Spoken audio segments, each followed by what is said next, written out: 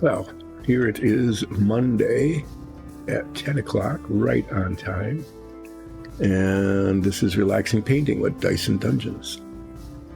And I'm going to be doing some painting, but first, those of you who have been watching the development of this little sprite thing, remember that when I was attempting to do a little bit of cleaning down there on the leg, my finger managed to push this wing off, and then I cemented it on, and then I knocked it off, and then I put it back on, and then I knocked it off, and I had it upstairs just to to take a look at it and do some just getting some advice about colors, and it broke off again. So instead of the epoxy, I'm going to try the contact cement. This is relaxing, trying to get this wing to stay on with Dice and Dungeons. I use the contact cement fairly often with tiny little things. Mainly it's been used for sword blades that I have broken. This is a little bigger than those, but the epoxy just is not holding. And so I'm going to try this other thing. And I might need to do a little paint touch-up with the green and the brown after it's on there because of just the way it sets. But yeah, so we're going to start the day by repairing damage. Eventually something will hold this wing on. I really thought I had it last time, but with the epoxy, I thought for sure that it was okay then, but no. So this contact cement works by sticking to itself mainly. It's very viscous, as you can see. So the trick is to get it to stick to both surfaces that need to be in contact.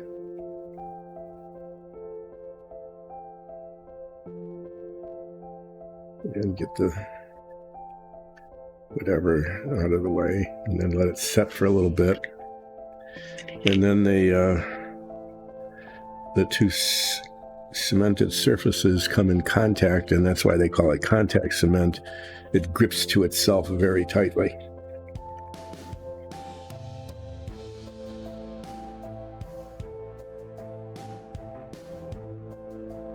And then if I can successfully do that, then I can continue to work on this. Otherwise, it's looking pretty good, other than the missing wing. I got the little brass buttons on and the belt buckle. Good color combinations, I think. Got the kind of little lantern going there. And pretty much what it needed, other than getting the wing back on.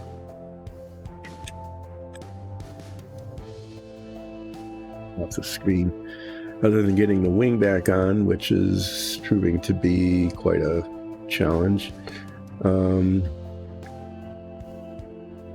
Pretty much just needed the flesh tones to be painted, and then all of the surfaces to be washed, including the wings. Wings needed to be pearlescented.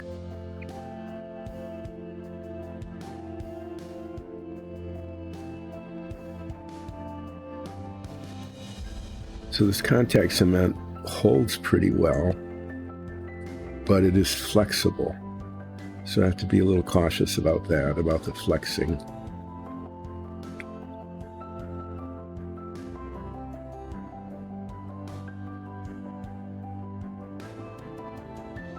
Okay, it's going to be messy in the back.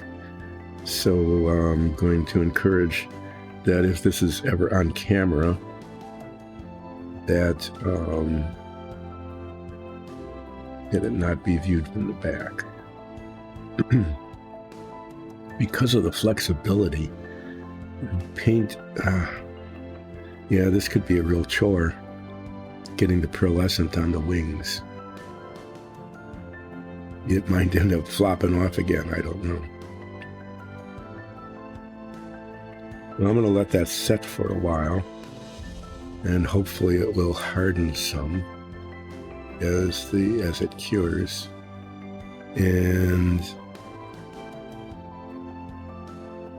yeah, I need to paint the flesh tone parts, and I want to pick a color for that. So I don't want to do this one. I want this one to be slightly darker tone. It's not bad. Blue white's not bad.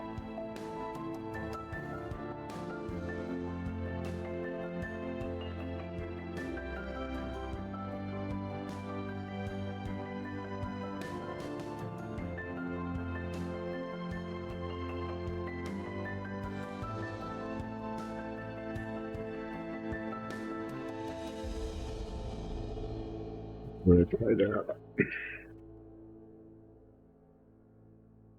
This doesn't cover that well, though. This is the color I use on all the mechanical equipment in the submarine, and it always takes 2, sometimes 3 coats. And I'm not really wanting to do that.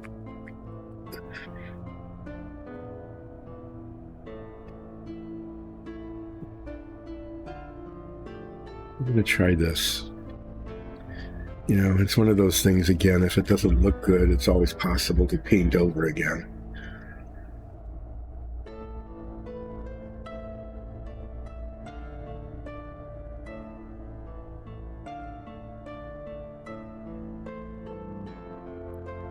May end up having to paint that wing. I don't know.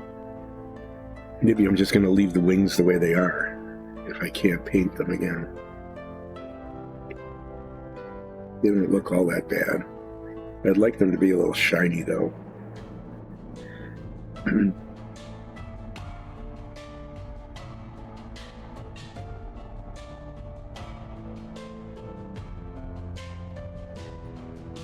Anyway, yeah, that's how you start Monday, by doing nothing but continuing to break the model. One is painting. That seems to be a thing I do with some regularity.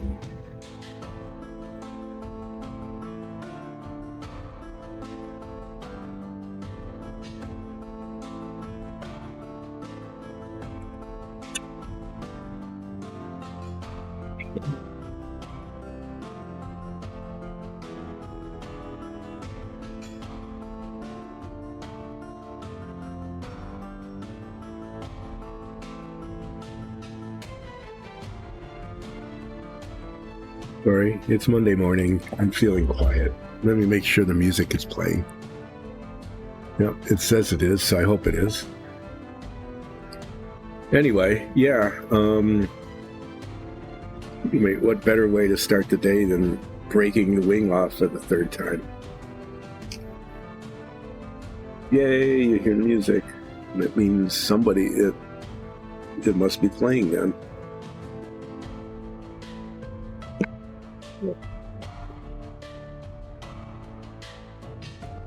Yep, so I've been in a if I touch it, I break it kind of mode lately.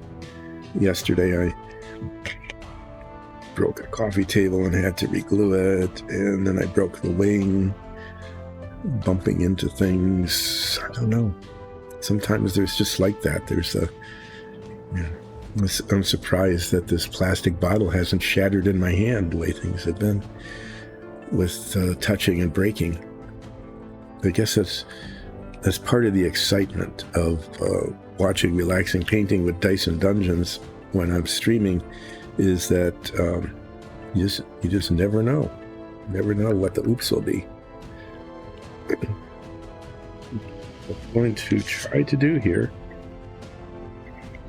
this on a Monday morning, is paint the arms and face with this paint. Here we are, attempting to paint things.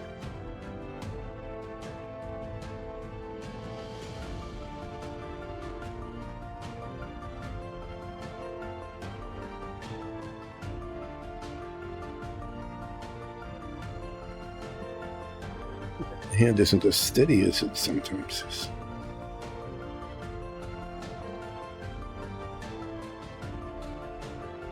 What can you say? What you gonna do? That's what my sister says. When something happens and you can't, and it just happens, so there it is.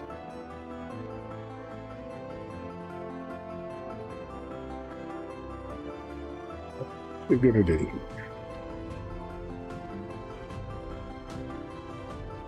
I probably should have just left the wing off. It would have been way easier attempting to paint this arm without the wing present than it is here.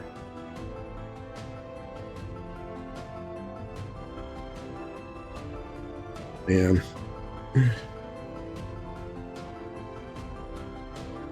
It was one of those again. Getting the brush up to the surface. Not while painting it, but just getting up to the surface and just bashed into it. It's an easy spot to fix, but you know, one more touch up that I would just as soon not have to do. But now I have to, so there it will be.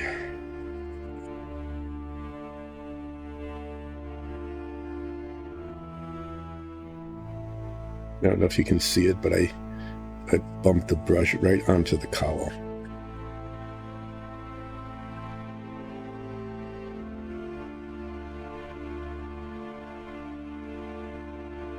Now I'm bumping the brush on the stick. The downside of that is that I could end up breaking the stick. But yeah, I got that oops. Got that oops out of the way real quickly, didn't I?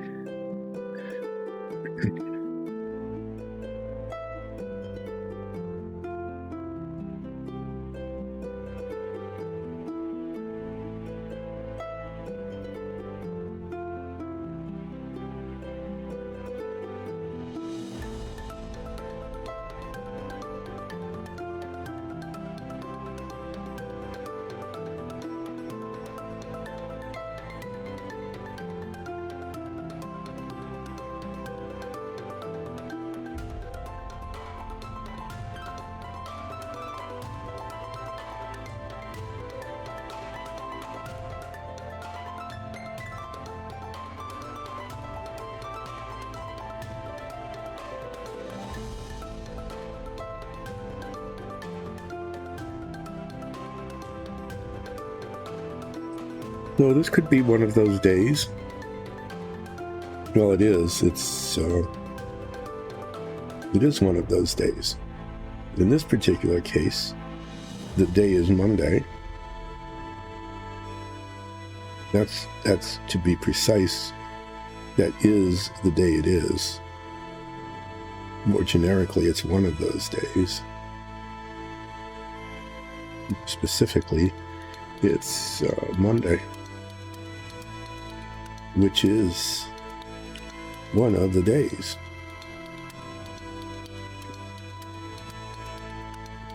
There's that question of whether to try to get the paint on the spot that no one can possibly see and actually can't be reached.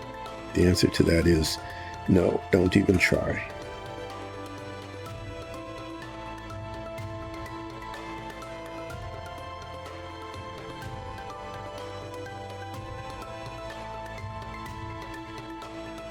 This is going very slowly as I make to not repeat the oops.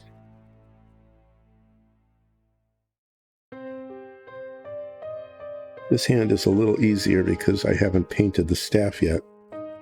So I can just paint right up onto it. And then when I paint the staff, I'll paint down to the hand. But there, this is a relaxing moment compared to the other one. Very carefully painted around the lantern handle.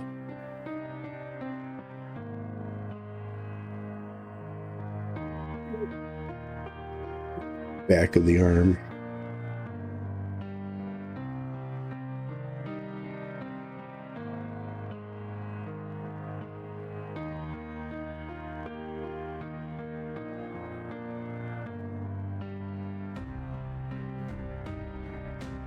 I hope this is on camera.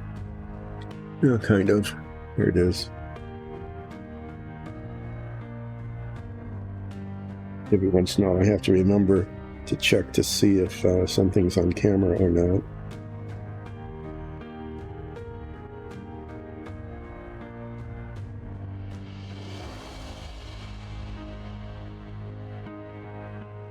Usual to have the work wander off screen. So I'm just trying to look at this from the angles that it might be viewed, from which it might be viewed if the sprite ever shows up on screen. Okay, now the effort to paint the face.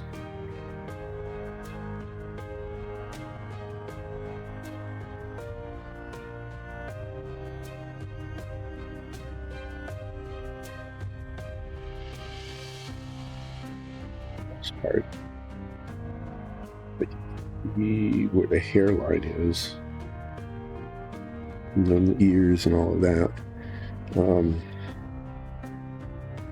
at least along the front here.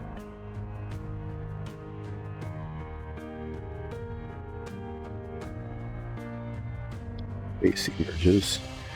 You got these ears anyway, but it's not entirely clear.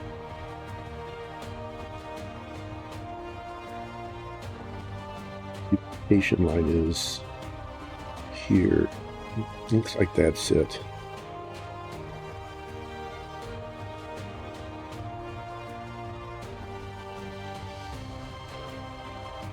Rather surprisingly, I haven't broken the wing off yet again. I will have multiple opportunities to do that. So don't go away. Going to happen.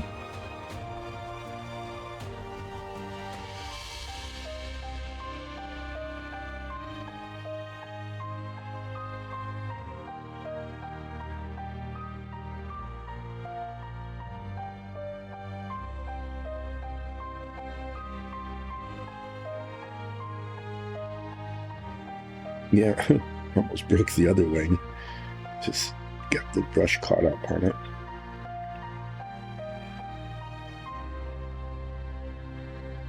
Then it would have, at least it would have been symmetric then, right? Broken in both directions.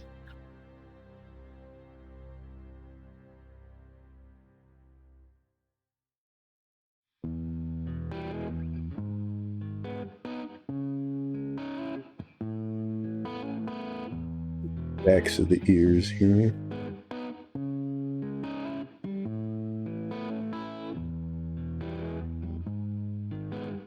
This model is really quite detailed.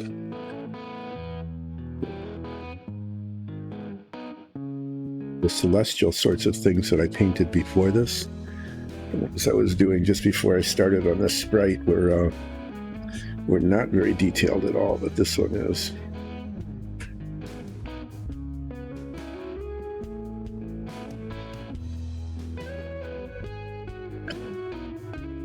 Too much of a surprise. You need to touch that up with a bit of green.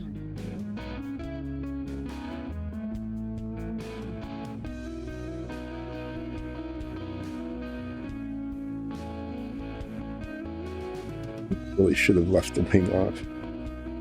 Would have made painting painting this a lot easier. But no, I didn't.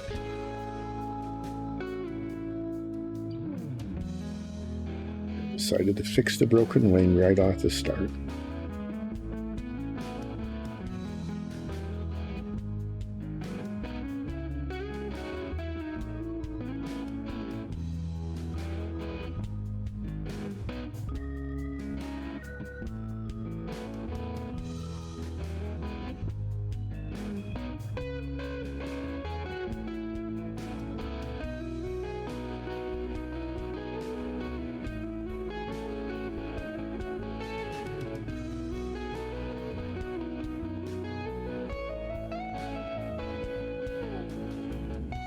They have to get tiny little dots of that dark green back on the collar.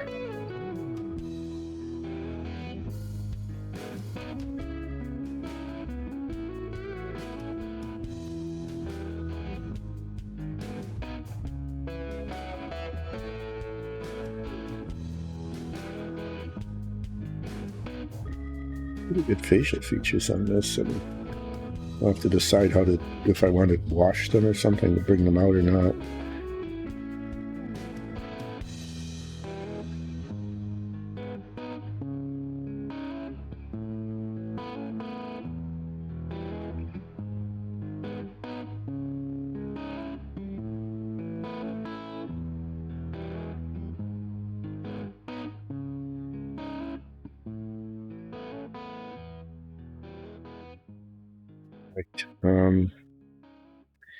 Other than all of the paint on the collar and the cowl,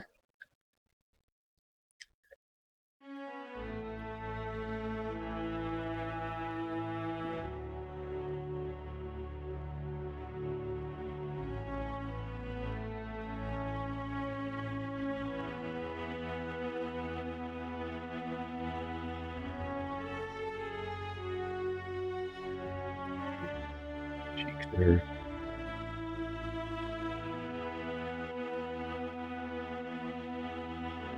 Really need to put some on the ear, but I can't really get there.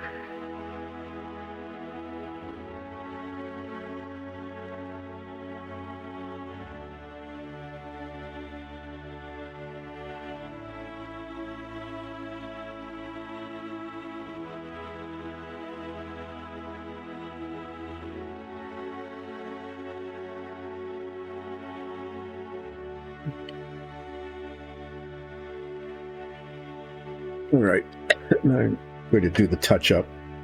Let that set for just a minute or two. Hi. There's a Doom guy. Thanks for joining in. I appreciate it. Yeah, I was very carefully trying to paint the face of this little sprite-like creature without getting paint on the cowl and the collar, and yeah, failed to do that. I need to do some touching up. I don't remember which color it was, leather brown. Have you played D&D before, or is this you just want to start playing that particular character? Well, I'm sure you've played before, that's why you tuned in. So the relaxing painting with dice and Dungeons, which I need to keep reminding everybody all the time, is a Dungeons and Dragons show, and we stream. Yeah, it's a lot of fun, isn't it? The show we put on is, I guess it's called a homebrew, but basically it's a world that our DM put together. Whoa, that was a mess. A while ago, and it's focused largely on role-playing. Combat occurs, and it's pretty intense when it does. But we, as players, really get into the role-playing component of it. So that's how our campaign largely evolves. And I find that to be a lot of fun. There's a little bit of a spot there. I put on these head magnifiers, and then I can very easily see all the tiny little flaws. Oh, yeah. There's nothing worse than a busy DM, people who have lives, families and jobs and houses to take care of and all sorts of stuff.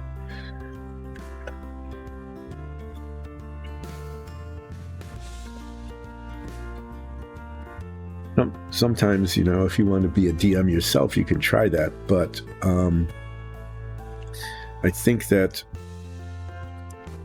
I really like playing more. As a player, I don't have to worry about the things that a DM has to worry about. So this is this is a flaw in the paint that is not visible without these head magnifiers.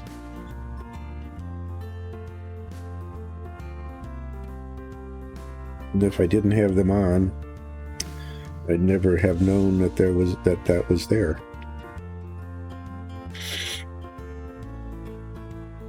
But then I'd find other spots.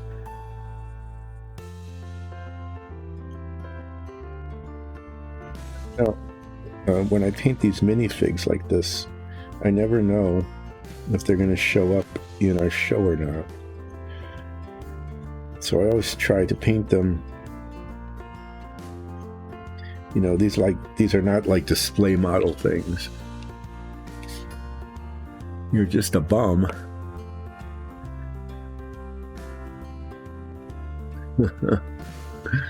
Oh, yeah. Actually, so am I. Having been retired, being retired is pretty much the same. Is that there aren't any external demands from a job on one's time, but yet the time gets filled somehow. I am still baffled by that. After having been retired for 6 years now or something.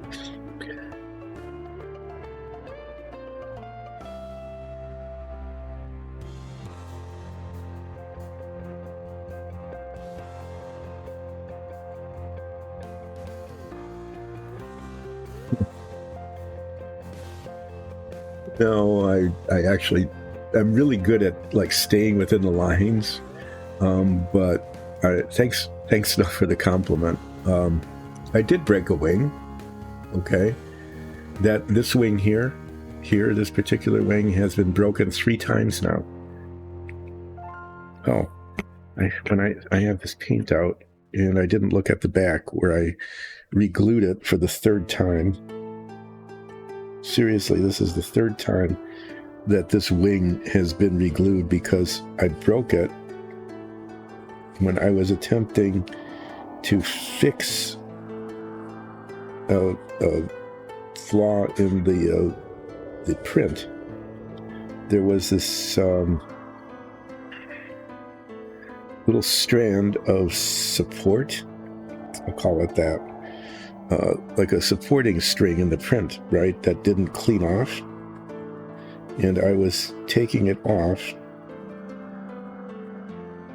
and I managed to hold the model in just the right way, just the perfect way to snap the wing off. So this is the 3rd effort to put it on, and you can see on the back it's really kind of mangled.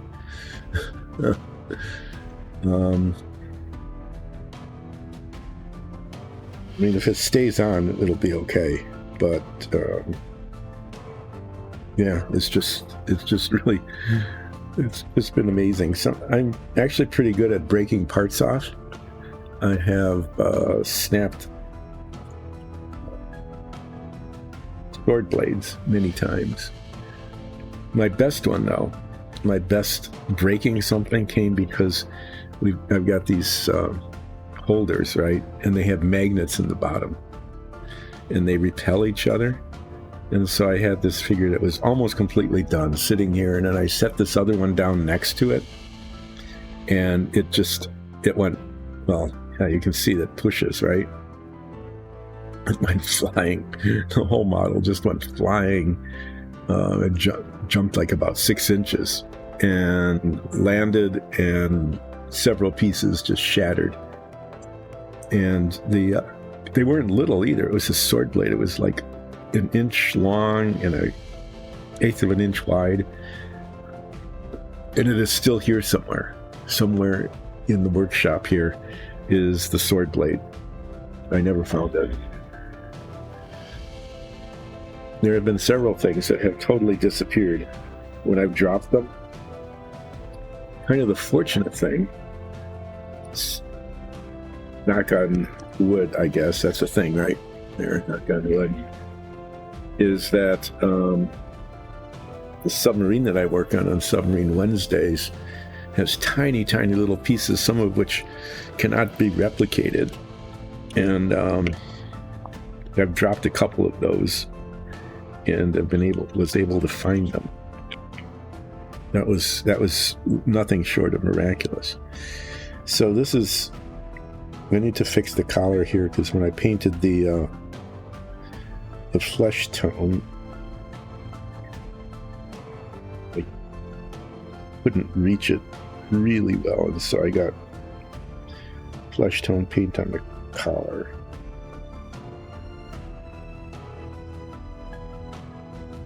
So the reason I've been doing this stream is that we paint our own dungeon tiles for a D&D show. We produce those on the 3D printers behind me, and we decided to stream it, and then started doing minifigs as well. So I'm not too bad at getting paint where it belongs. Sometimes I'm not able to get nice, clean, straight lines.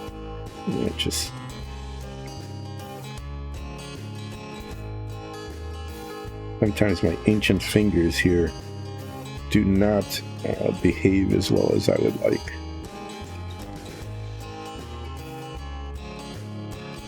I have to say, though, that these head magnifiers, these 2 times,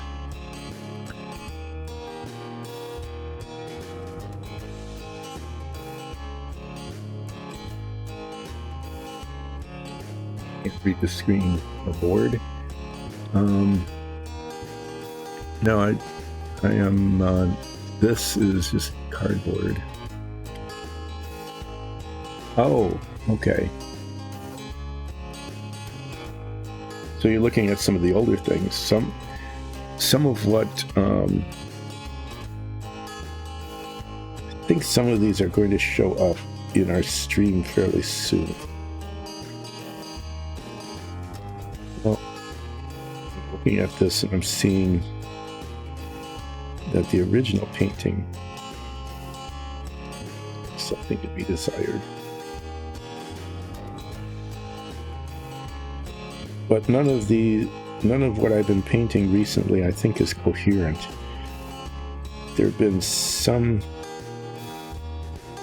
figures that kind of live in the sewers. Those showed up in combat not too terribly long ago.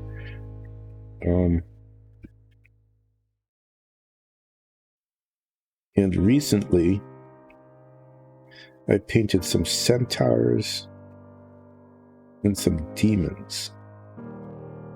And I'm pretty sure that we're going to meet those in the show. My particular character, a Furbog fighter, was actually mentored by an elf at a young age, and learned about this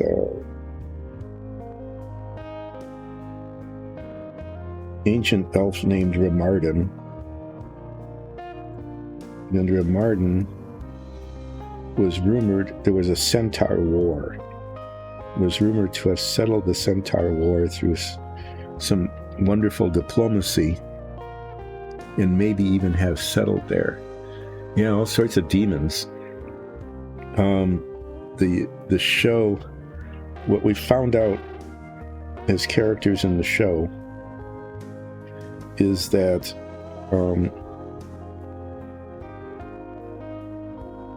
this is what the claim is, what the adherents are. We call it a murder cult. Is that there is another set of extraplanar gods. Okay, so this is something pretty serious. A set of 4 extraplanar gods. I should pull out some of my demons all went, because I think we're going to be running into them. But yeah, I had lots of fun painting those in red and black and little bits of gold and stuff. But we've been fighting what we've been calling demons because they represent a set of 4 extraplanar gods who want to take over our plane, basically our world, and displace the gods that run our world. So we've been fighting some really nasty demonic creatures. I mean, they've really been unpleasant. So, yeah, so your Doom guy is going to fight demons. But they're not here. Well, there's one. Nikki painted that. But they were all stacked up here. There's a shelf in front of me here. And they're not here anymore, so I'm afraid that our characters are going to be running into them fairly soon, and that's going to be very unpleasant. Anyway, these extraplanar gods get recruits in our plane and send over like representatives, I guess I call them. And we've had a couple of really intense battles. They have all sorts of like legendary powers that the DM springs on us just when we think that maybe we can get through things alive, and it's really been kind of intense. But yeah, I painted a whole group of imps. They're little imps about half the size. This is about the size of the minifig of our characters. Okay, this is kind of a standard size of most of our minifigs. And then there was a swarm. There's 9 imps that are about half this size, and I'm sure that that's an encounter that we're going to be facing sooner than later.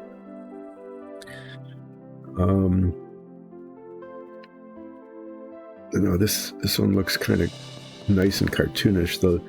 I need to put some wash on parts of this, though. The leather on the cowl and the boots is okay as it is, but it looks really good with this umber wash on it. So I think I'm going to do that next.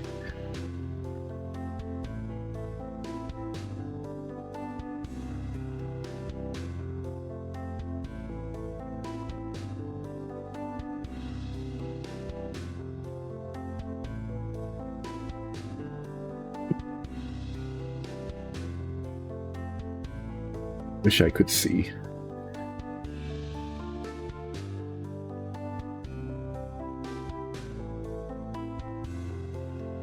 I don't know. The thing is that there's these 4.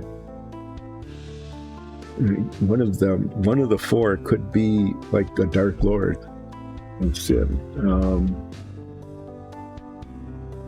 We've met 2 of the 4. No, we haven't met 2 of the 4, lords yet. Those are apparently on the other side of this barrier that has formed between their plane and our plane. But we've met their minions, the converts, maybe you could call them.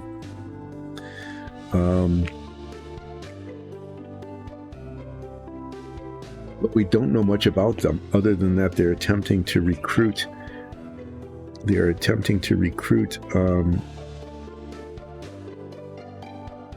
Followers, adherents on this side of of the barrier in order to prepare the way, maybe, to like open the rift basically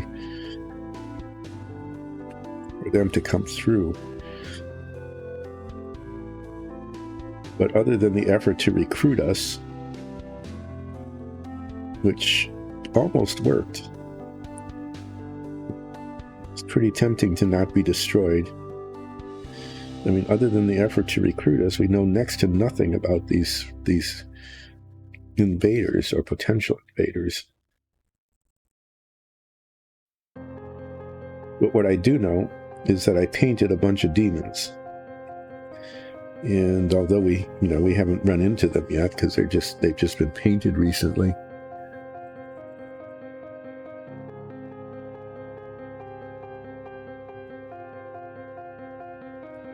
It's a portent. I'm just putting a thin coat of this umber wash on the leather brown, and it makes it a little less yellow and makes it look very leathery compared to just the unwashed paint. And it does a little bit of kind of emphasizing, puts a little texture on. I don't know if you can see the difference between the boot and the cowl. That's the kind of effect that it has. Paint. And I'm going to be putting some green wash, tunic and pants, to do the same sort of thing. Excuse me. Chilly down here in the basement workshop. Makes my nose run. Oh yeah, I talked about that on the last stream. It does not make my nose run. No, because my nose is still firmly planted on my face. Led to a whole speculation about where that phrase came from, because it's just kind of silly when you think about it. Its nose is not running. I wonder how this would look on a flesh tone.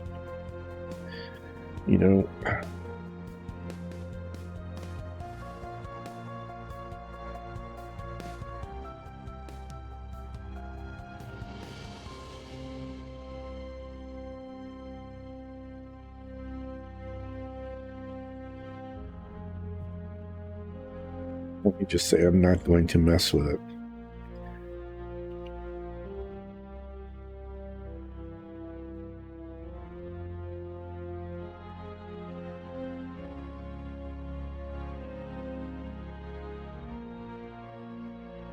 Okay, so there's that.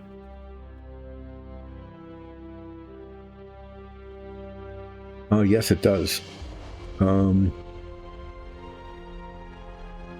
Dry brushing will do that. Oh, thank you. As a matter of fact, that's a really good idea. I've got something to drink back here. Coffee that I had set aside because I tried not to knock it over.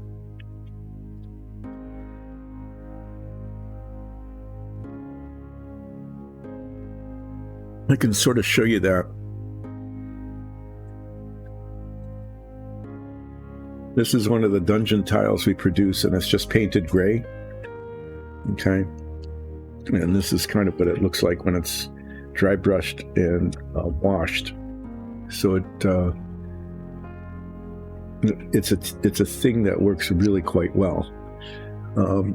Nicole, who plays Changeling Druid in our campaign, is really good at dry brushing techniques. I am not that good at it. I mean, I can do it, and I've done it with some success. But we can get some really realistic stone effects with a gray undercoat, and then with wash and dry brushing. Otherwise, it just looks gray.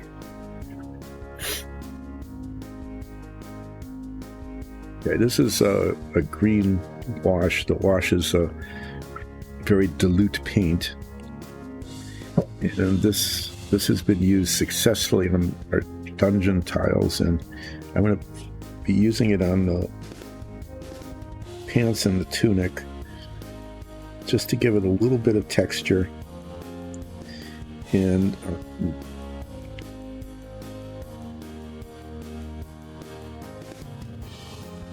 changes the color just a little bit. It's a little bit more yellow in this than I would like, but it's the one I've got. So I have to use what I have.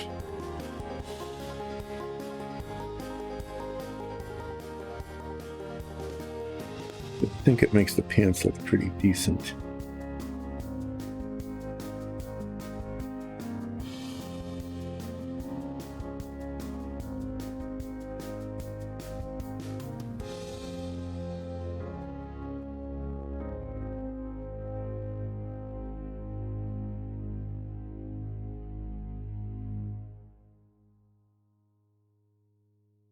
It's not like a huge color change, but it picks up some of the texturing and changes the tone of the paint just a little bit.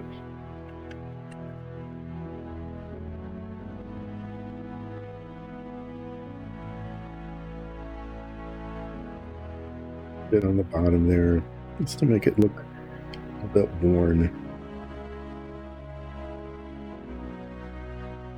And then as I'm doing this, I notice that I very carefully washed the front of the cowl, but there's this bit in the back here that didn't get leathered.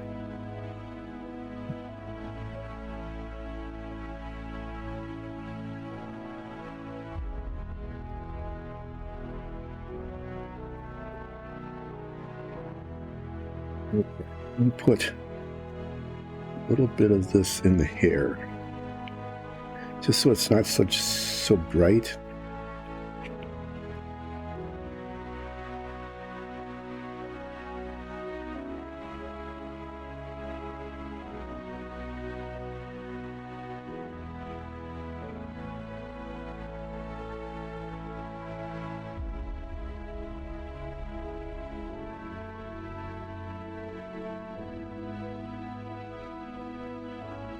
Yeah, that looks better. Gives it a little bit of texture, and it's a little bit less just bright yellow paint. Okay.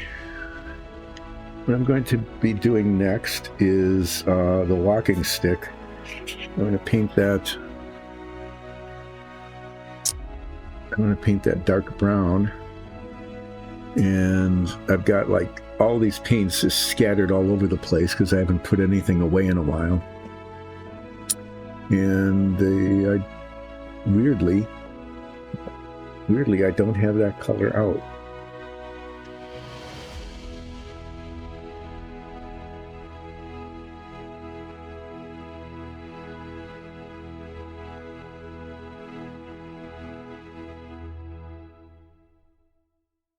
Not here either.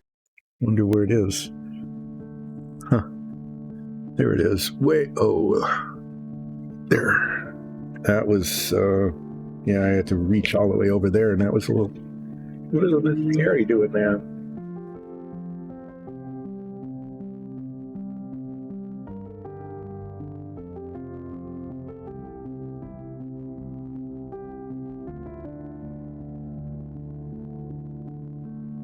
So this brown paint, these paints, if I don't use them for a while, the pigment really settles, and then it makes it really hard to use. So I've got this vortex spinner thing that, if you ever buy paint at a hardware store where they have this shaker thing, that's kind of what this is. That's why it vibrates the entire table. Sometimes I can get that effect where it's just, making a mess of everything.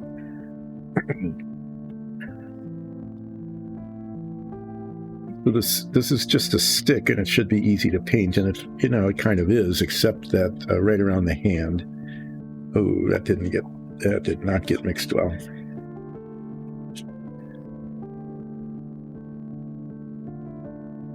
Sometimes just need to shake it by hand, you know.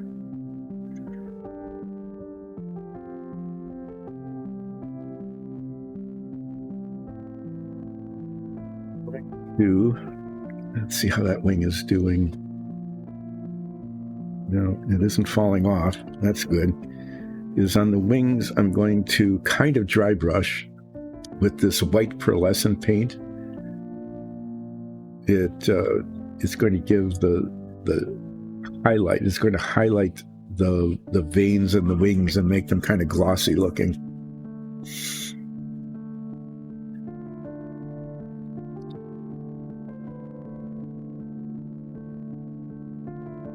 So this paint, this is getting to the point where this paint just needs to be replaced.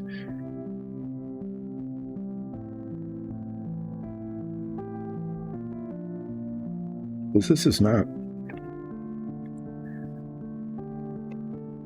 something here.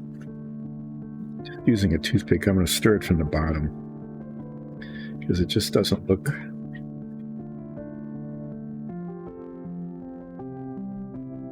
It doesn't look right.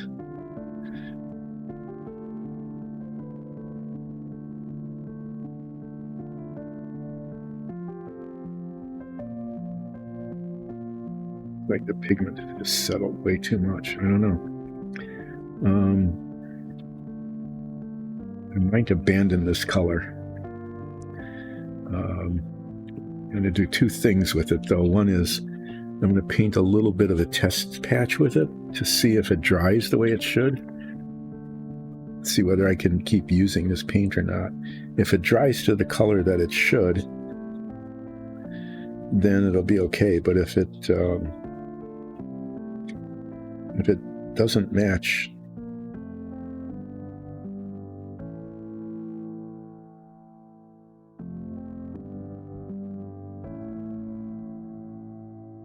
it's like, yeah, I'm not sure what's going on with this. But like the pigment just isn't.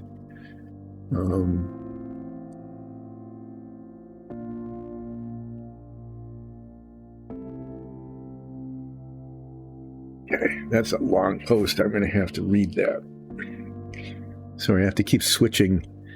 My large print chat screen isn't large enough. Yeah, dark bricks.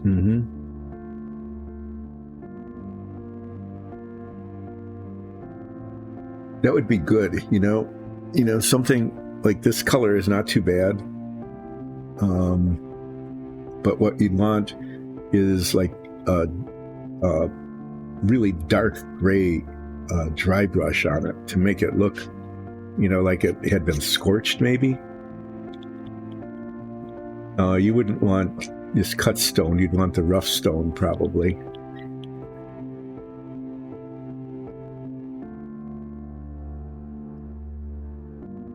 I think that would be pretty cool. And you could even do some rust color highlighting. I need to clean this brush. Some rust color highlights maybe, you know, to make it look like it was still almost on fire. That would be kind of fun to do. So here's the deal.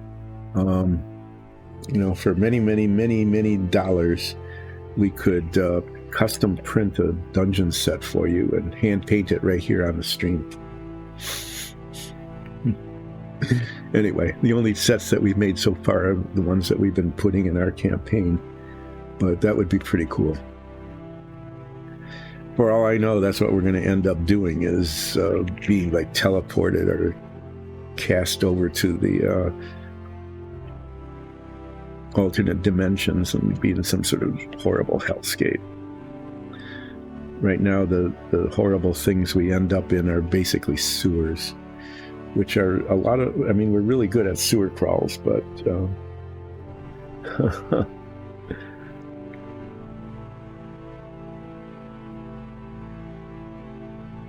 know, every once in a while we talk about that. We talk about,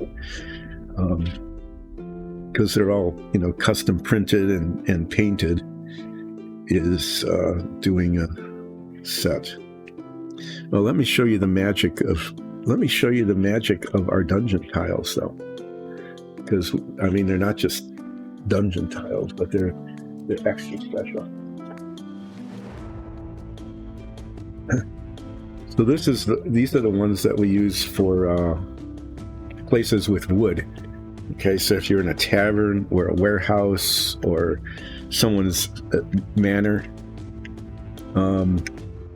these are printed back there, and they're base coated brown and then washed with like a smoky ink, it's called, which is a slightly reddish brown to make it look like really decent wood. And then the stucco walls are painted in as a detail. But these are extra special dungeon tiles that were designed by our DM. They're 3D printed on the PLA printers back there.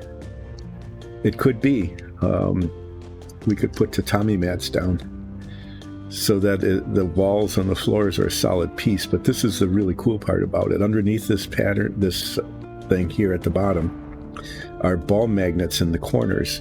And so when you get dungeon tiles like this, putting them together and taking them apart is an issue, but not with these, because the magnets adhere to each other. Look at that. They grab onto each other, but they're also really easy to take apart. And so when you get a set of these, including just plain floor tiles and so on, it's really easy to reconfigure the dungeon, you know, and we do extra features like operating pin hinge doors, things like that. So if we're in a place like this on our show, these dungeon tiles will appear as a part of it. And there. So I know that there are some places that make them, they're called magnetic, but you need to put them on this, like a steel plate, because they don't adhere to each other, they adhere to the base. But these grab each other, and they're just really easy to work with. So yeah, that's a real feature of our Dice and Dungeons. And this stream actually started out pretty much just painting those tiles. Now let's see if this paint is getting any better at all.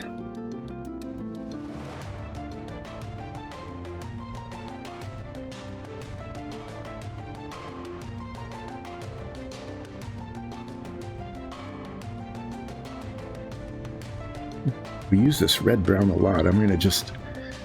We may end up just having to invest in getting a new bottle, which is a shame. We like using these large bottles.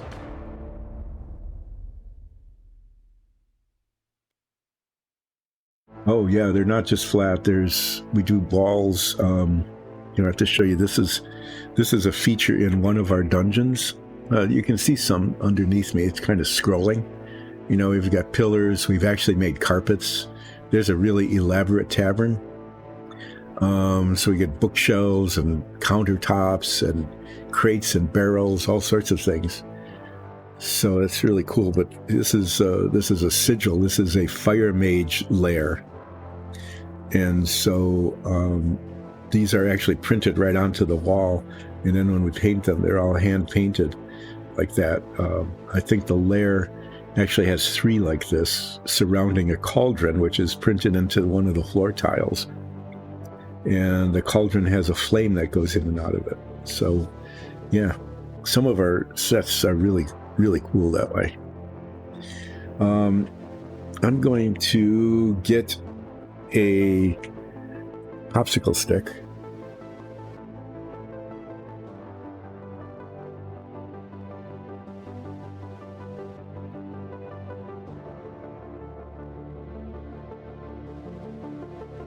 Because what I'm trying to do is salvage this paint.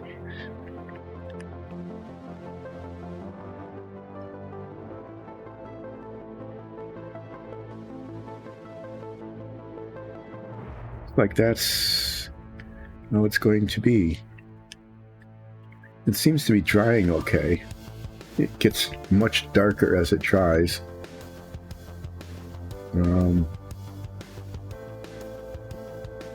We buy these large bottles of paint because, by volume, it's a really good deal compared to the little bottles, because you're paying a lot just for the container.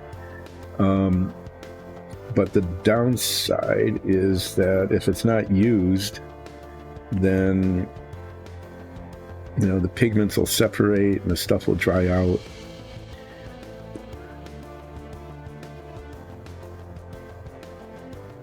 Oh, I don't know how much we would, an entire demon tower dungeon. It depends on whether someone wanted it hand painted or not. Sort of designing it and printing it isn't hugely expensive. I think like each one would be like $5 or $8 or something. I'm just making up a number. But the hand painting, it takes a while. All of these things are multi-layered, so they're primed, and then they're base coated, and then they're detailed, and then they're dry brushed and washed. I think in terms of material, the little magnets are actually some of the most expensive part of it. But I don't know, $150, $180 or something. I have no clue. Don't hold me to that. I really don't know. But I'm not going to use that paint on the staff. I'm going to use... I have a whole new jar of it. Look at that.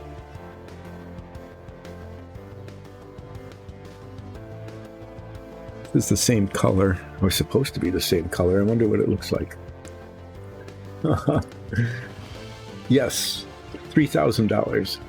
I would make one for you for $3,000. Here, this is what it's supposed to look like.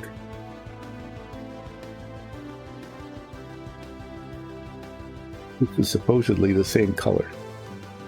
Red-brown, right?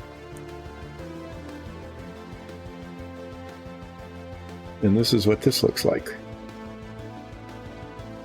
On camera they're not the same at all. I do not know if this can be salvaged. But this color is a nice color. I'm going to give it another stir, and I will use this on the staff of the model. Okay, well, it might take that long to make it. It may take that long to make the model. So we can both get started on it. You can start getting the money, and then we can start the design work, right?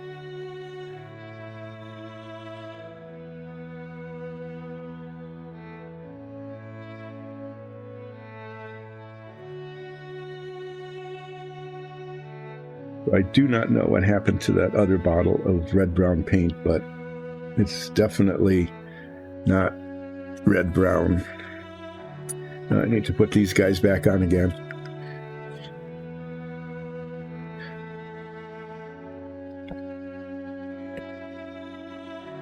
Yeah, I'd like a guarantee that I'll still be around doing this in 10 years. And at some point, you start counting well, I won't get morbid. Never mind. But at some point, 10 years is a long way off. But that would be a good deal. Why not? Something to look forward to in the somewhat distant future.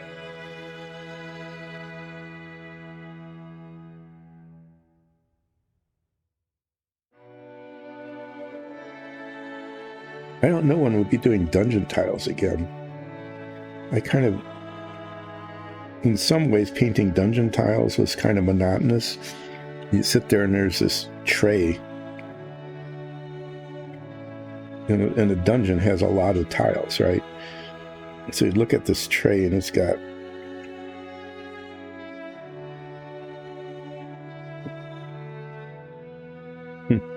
the top of its hand wasn't painted. I looked at it from every angle, I thought. Every angle except that one. And there's a spot right on the top of its hand. It's obvious. It is not painted. So I'll have to do that touch up. But you look at this and there's this tray of like 45 dungeon tiles. And all I can think of is the hours that will be spent with a large brush just slapping gray paint or brown paint on something. But in another way, it's really kind of relaxing because it's just like putting paint on tiles. And I've watched some of our streams. They go up on YouTube later. So I go back and look at a YouTube of me painting dungeon tiles, and it feels like it took forever to base coat a tile. And I watch the YouTube, and it's just like, wow, that was really fast. It took hardly any time at all. So it was really kind of, the reality of it versus the subjective perception of, time it takes to do something is very much related to how interesting or uninteresting it is.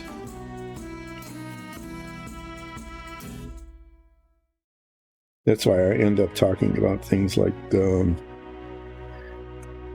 annihilation of the television antenna industry back in when cable came on. Or 1960s cartoons.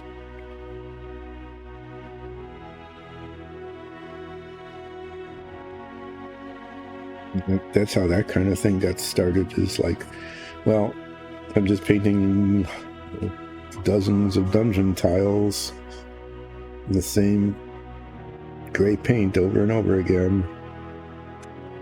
Let's ramble on about something. On Submarine Wednesday, I can ramble on about nuclear reactors and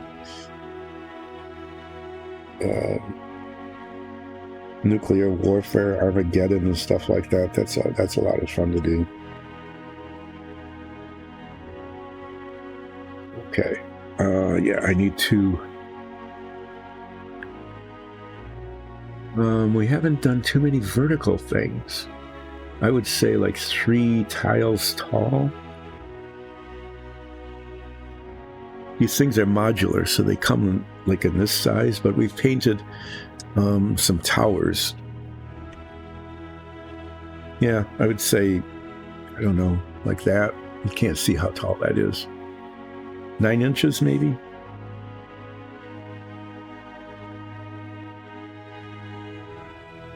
Most of our dungeons are just like one layer because we use them for our show. And if this is still liquid enough to use. Surface here if there's enough. So I don't have to get out yet another chunk of paint, but it looks like it's not going to work.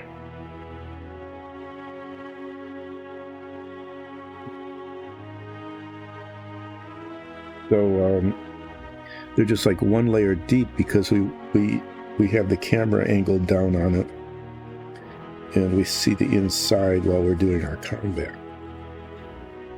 So we haven't done too much vertical stuff, now that you mention it. But we have done some towers that are like 9 inches tall. They were pretty cool towers. They had like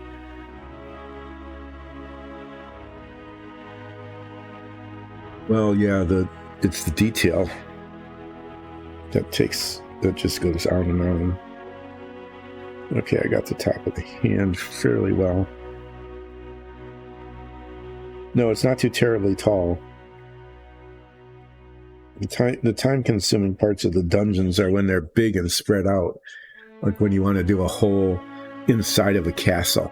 So you might have like three or four rooms with doors and different, we call it scatter, like thrones and chairs and tables and stuff bookshelves, all of those things, especially the bookshelves, are detailed. You might have a warehouse in the back with a bunch of crates in it, and those all have to be painted. But I think some of them are like 18, 20 of these tiles by 20, just really big. And we wandered through them, opening different compartments. Rooms. This is gross and sticky. Get it out of the way. This is something that always does amaze me, is that I get paint all over my hands when I didn't touch anything that was painted.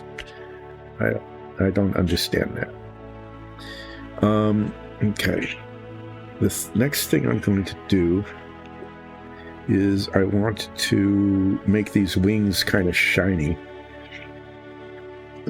I'm going to get out a soft brush like this and this white pearlescent paint. And then I'm going to attempt the dry brush technique. I'm going to just touch the surface here. These wings have like raised ribs on them, and I should be able to catch them by dry brushing this stuff on and create a nice pearlescent shiny effect. That's the intent anyway. I don't want them to be not white. I'm going to make, they're going to stay white, but they're going to, there's some sort of sprite wing, so they should be a little bit shiny.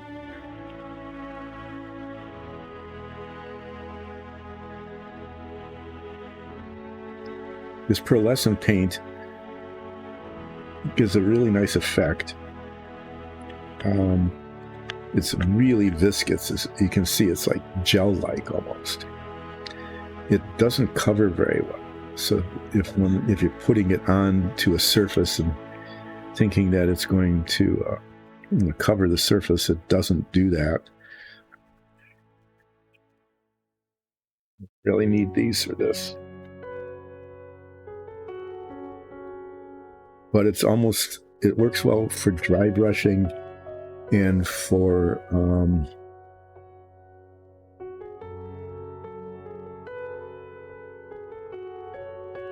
just for highlighting. Almost like a wash.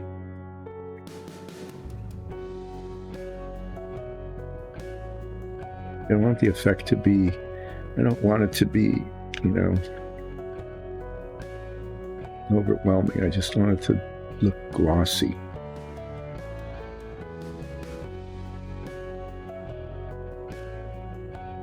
Just a little bit of shininess on the wings.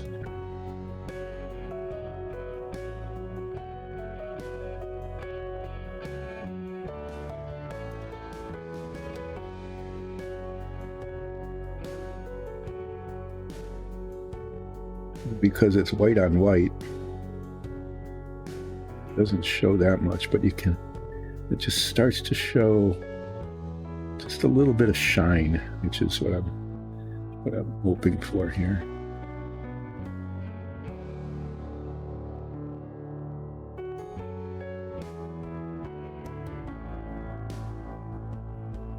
This is the wing that has broken off multiple times. I'm hoping that it's strong enough to hold up to a gentle dry brush.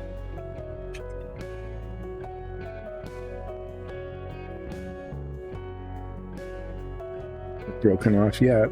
Yay.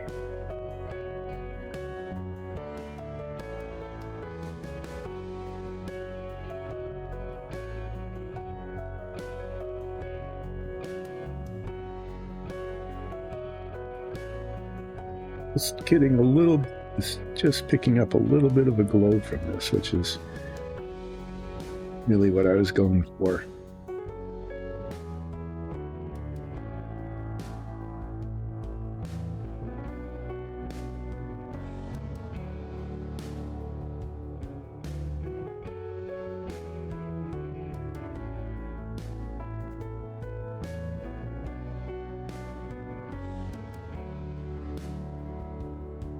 the word diaphanous. Yeah, I went doing gossamer. Those are good words. Gossamer, diaphanous. Kind of what I want with these wings. I think that came out okay. They look kind of nice and shiny. I mean, just kind of a silvery white glow to them.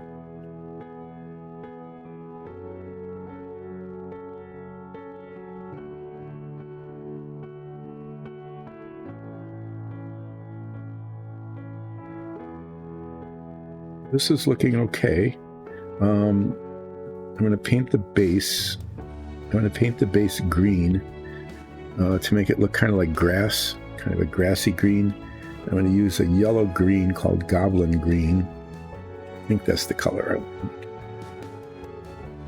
Check to make sure.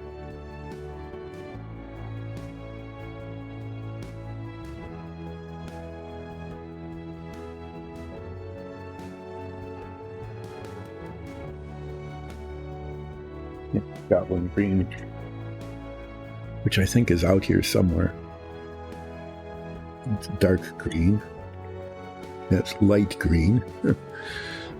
And, oh boy, I really need to clean up before I do Submarine Wednesday. Flat green. Do I have everything except Goblin Green?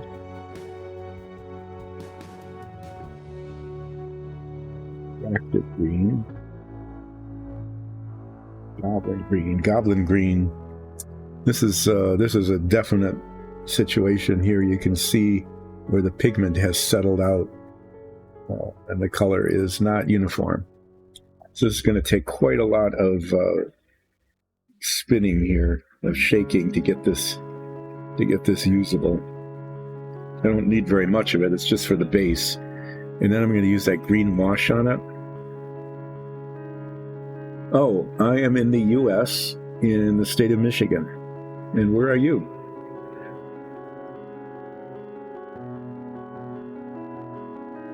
Because I know we have people from like Denmark watching and some other places. Actually, we get like more people watching in Europe than we do here. I think it's time of the day. Like folks in Europe can watch this. I'm streaming at 10 in the morning until like about 2 our time. And not too many people are watching at 10 in the morning. Australia, holy cow, you're like 12 hours away from us. So this is the middle of the night for you. Okay, so I hope you've been safe there in Australia. Oh yeah, okay. Wow. Well, thank you for watching the stream at 3 in the morning. That's really cool. So I hope that you've been safe with the fires and the floods. You know, I've been kind of watching, and Australia is a huge place, and I know that the fires and floods aren't everywhere, but I know that they're in some places, so.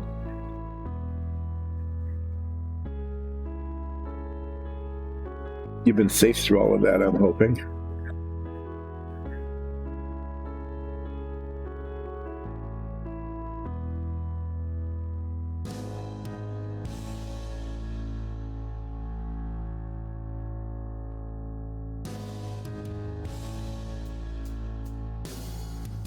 So I do know that comics from Australia performing in England.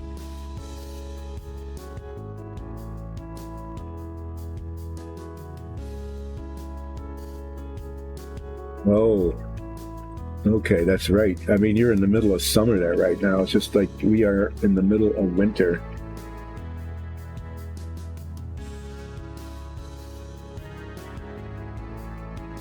But you have sun, okay? Here in Michigan, at least in the part of the state where we're at, we're downwind from the Great Lakes, you know, Lake Michigan, Lake Superior. There really are. They're huge lakes. Like there's, at the narrowest point, there's 60 miles across, right? So they're like virtually inland seas with fresh water. But being downwind from them, means that the air picks up the moisture from the lakes, and when it hits the land, it condenses, and we are in overcast. It is cloudy probably 90% of the time from November until March.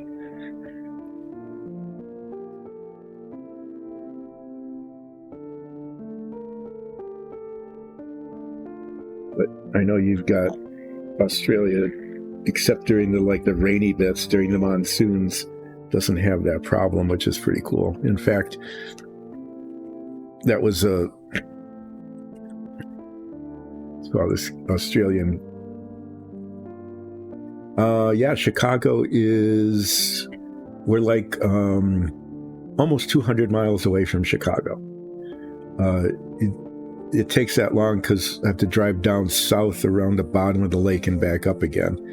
The lake gets really in the way. If we could just go directly across the lake, it would be about 100 miles. Okay. It's like 40 or 50 miles to the lake from here, and then 60 miles across the lake.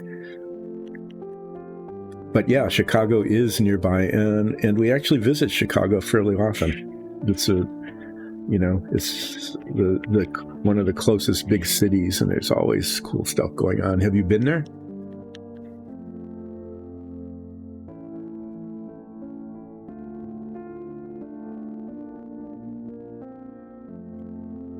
Yeah, no hat, no play. That's really a good idea.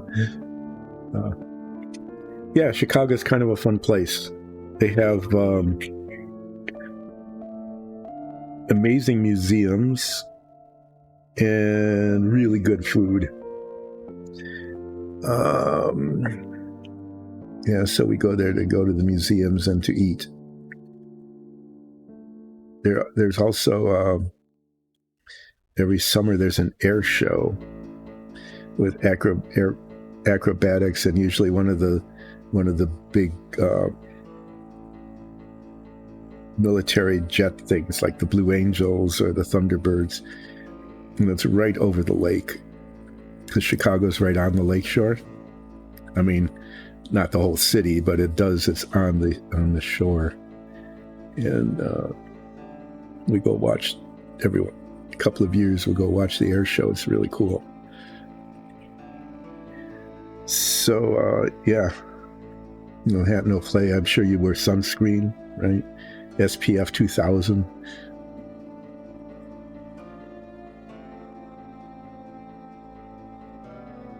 Anyway, this one comic was joking about people coming from England, which has weather similar to ours, which is that clouds. He said at the airport they always have to have people greeting people getting off of the plane from England because they have to they get startled, by blue skies and the sun. So people have to greet them and say, "Don't worry, that it's skies are blue here. That big bright thing, that's the sun. And while you're here, you can get used to it." It's almost like that here in parts in Michigan. It's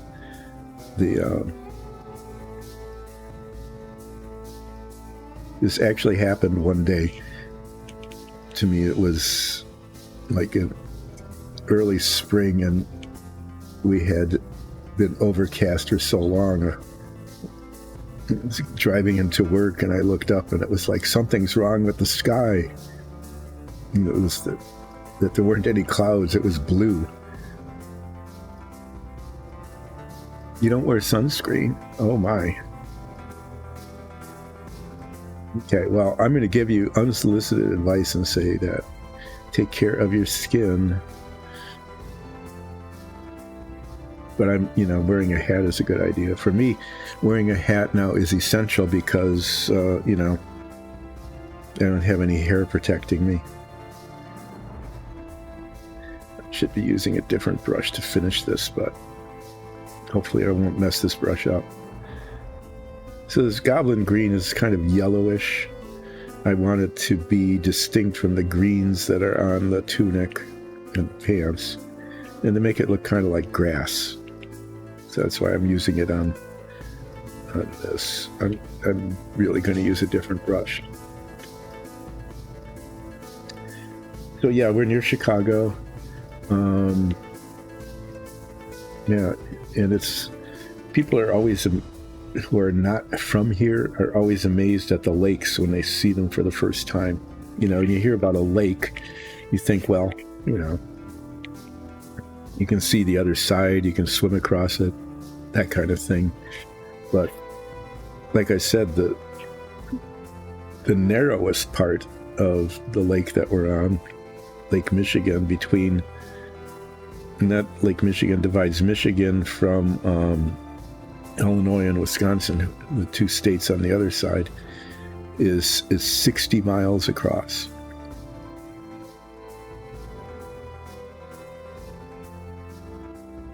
So there's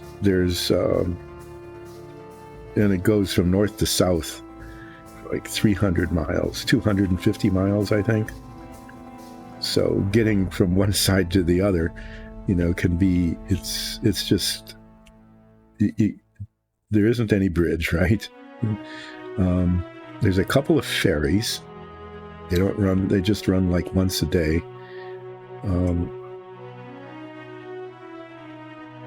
There's a slow speed ferry and a high speed ferry. The slow one takes about 3 hours to get across. 4 hours, sorry. It's almost exactly 4 hours to get across. The high speed one does it in just over 2. And they don't, you know, it's not necessarily much faster than driving, you know, because you have to get to the ferry and then you wait for the ferry and then you have to get off the ferry and all of that kind of, you know, it's like a lot of waiting, but spending 4 hours on a fairly decent sized ship.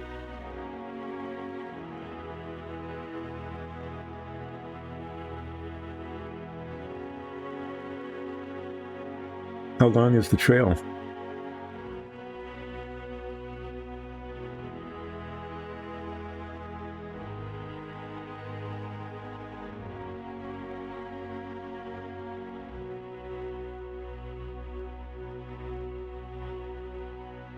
So yeah, anyway, taking the ferry, even though it, you know, driving to the ferry and getting on the ferry and getting off the ferry and taking the ferry ride takes about 6 hours total.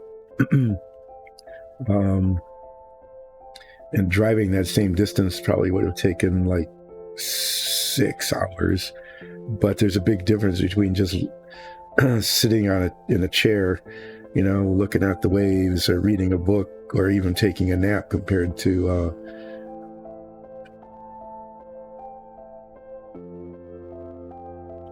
having that time, especially through a big city with traffic. Holy cow. 12 days. So that looks like that sounds like a really cool thing.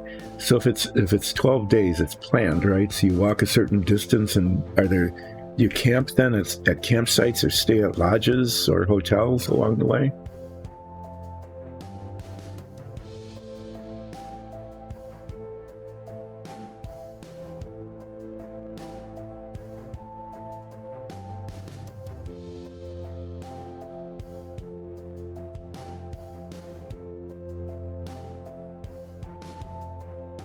This is almost done. Oh, so you carry your own equipment then? You carry your sleeping bags and tents and things?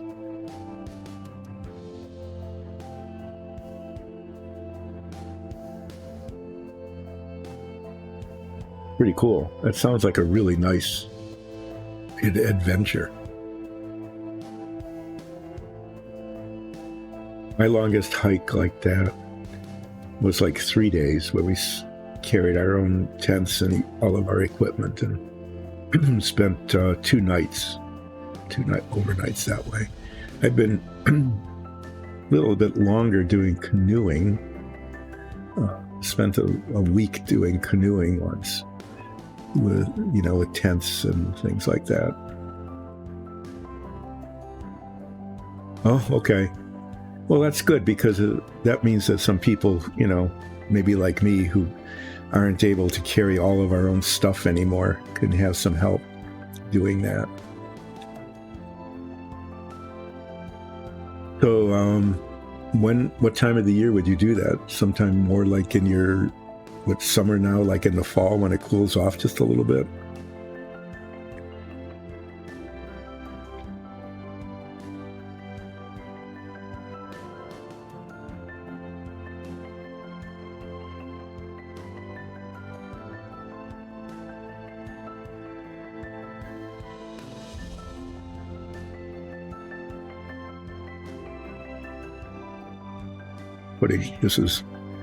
I'm going to be dabbling this wash on the base because I want it to look uneven, to look like grass. So I want it to be kind of heavily washed and blobby.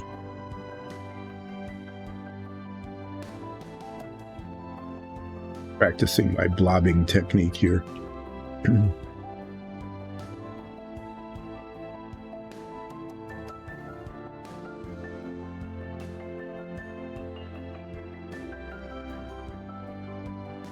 Ah, okay.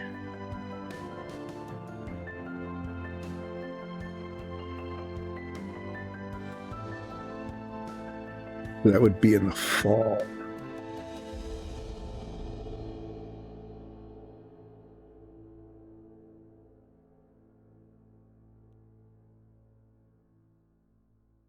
I'm going to have to look that up. That looks like a really cool adventure.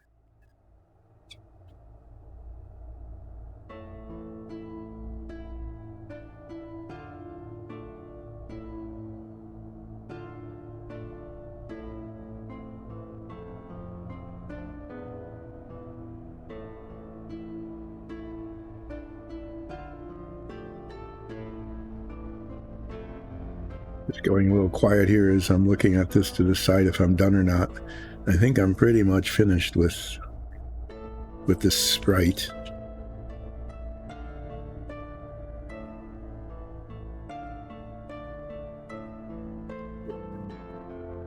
Deeper grass here. Getting rid of the bubbles. Yeah, that's a nice time of the year.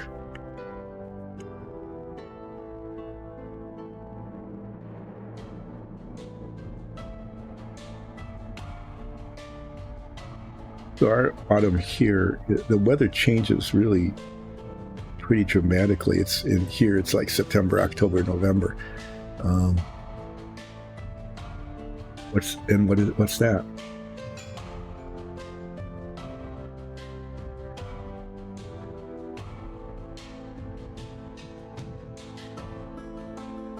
The important part?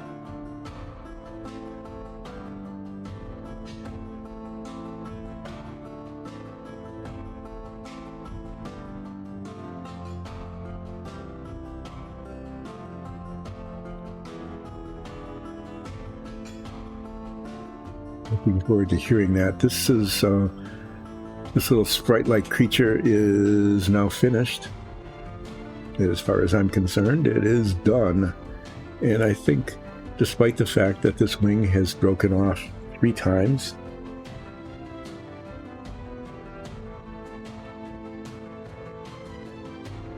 it doesn't look too bad. Why is there white there? Why is it when I said I'm done, I look at this and see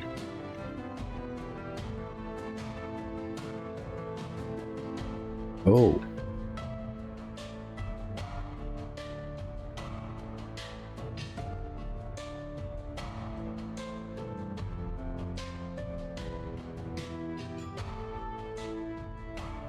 So it retraces the battle, kinda? I really do need to look this up.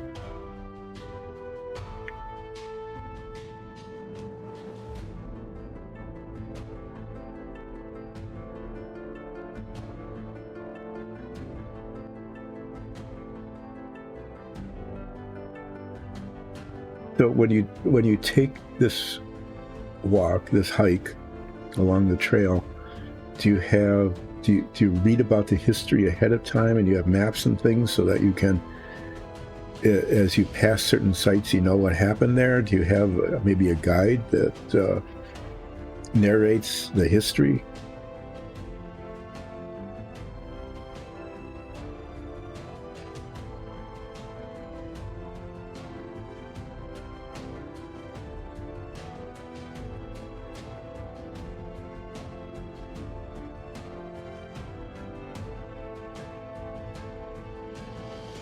You know, I'm really interested in knowing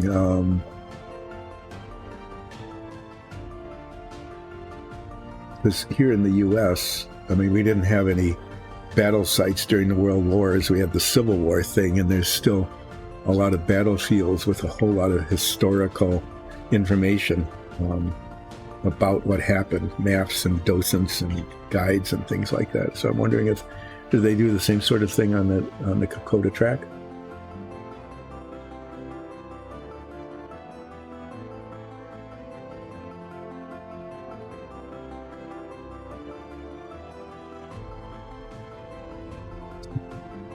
So, waiting for that. There's this. The sprite is now sprightly. I think it came out okay. The wing is still on. That's an important thing. The outfit looks, pretty stereotypic, but I think kind of cute. The thing I'm going to be doing after break, I'm going to be taking a break soon because I have been staying hydrated, is this is a giant. It's really giant because our minifigs usually would like come up to the knee. So this is maybe almost 3 times, 2.5 times taller than our minifigs. Oh, okay. Oh, that's really interesting. So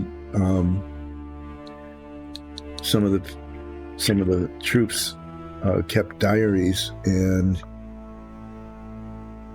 getting that personal perspective from the people who were there right exactly where you were standing is that's really amazing. That if I stay in sort of good shape, which means I can still walk, take hikes, I can still do that. That sounds like a really interesting experience, especially the diaries. Wow.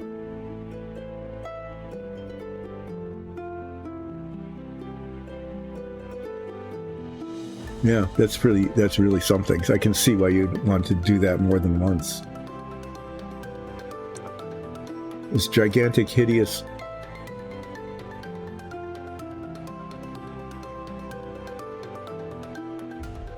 Really, wow.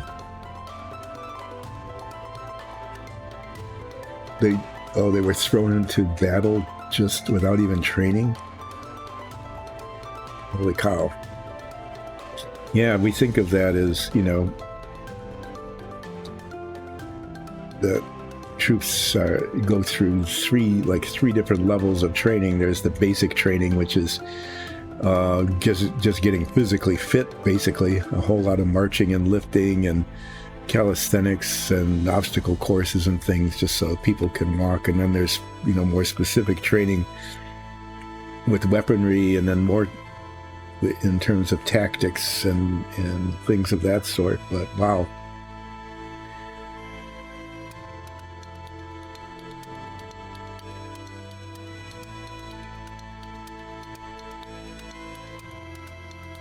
I'm going to keep looking up at the screen to see what's going. This is the color scheme that I'm supposed to be using. It's kind of a brownish, tannish base coat with red veining, and the extremities are yellow with green, and then the whole thing is washed with this green wash that I used on the base of the sprite. So I'm going to be, doing that sort of look. I'm going to have to find the paints. Yellow. Negative yellow. I don't remember what I used as the base coat. I'm pretty sure I used, I just dropped this with all these fragile antennas and stuff on it. That would be really great. I'm pretty sure I used the scarlet red for the red. It's a really nice deep red.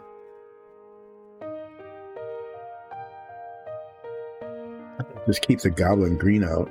I think that'll be a good color for the veining on the yellow. And then the base coat. Look at my color chart here.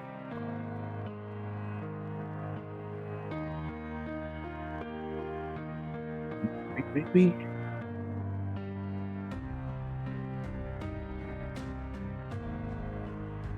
buff. Buff's not a bad color. Sorry, I'm paging through my color chart. Try to see what colors I want to use on this.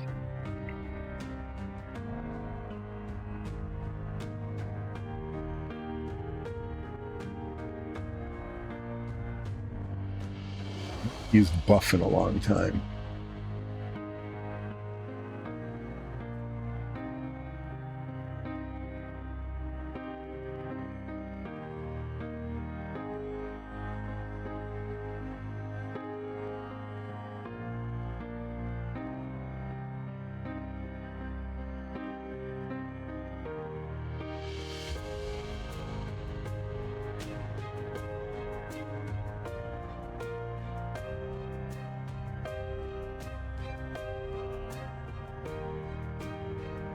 Get some paint from here.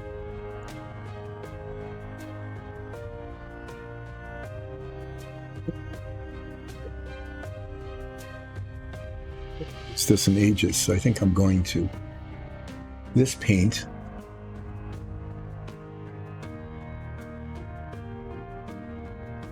Deck tan. Have to look at that. Maybe deck tan would be the color I wanted to use. I just haven't used that. I used to use that a lot.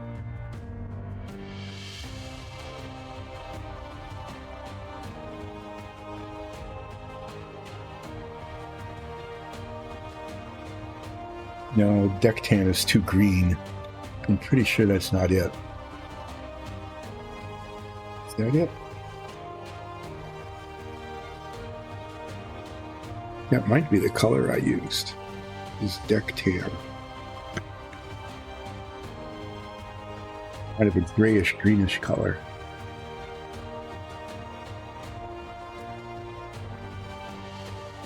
So you took turns like reading the diaries or a historical narrative. Tell me more about the one you did.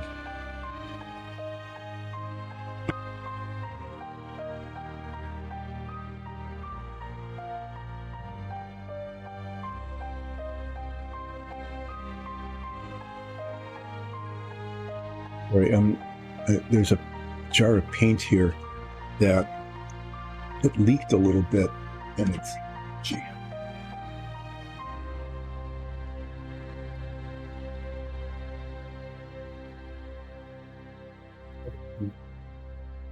not tight enough. It will leak a little bit when it's put in horizontally in the holder, and it's just jammed in there like hopelessly. It's going to take some major extraction. But I think this is the color. This is the color I'm going to use, not the buff.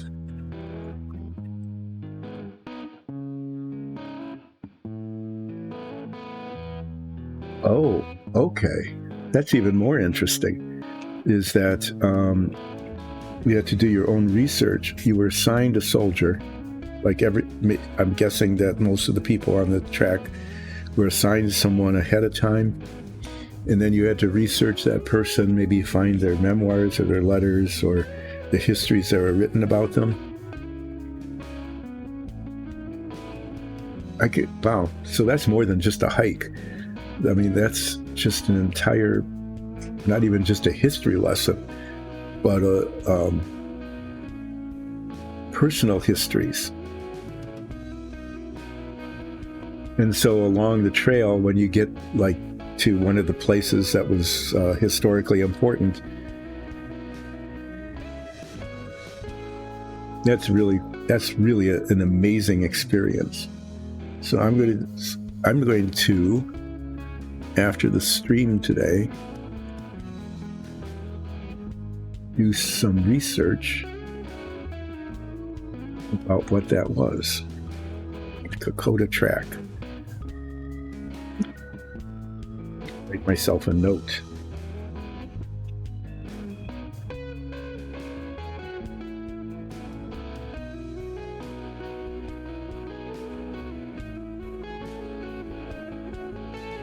How many people were in your group? How many people go together on a trek like this?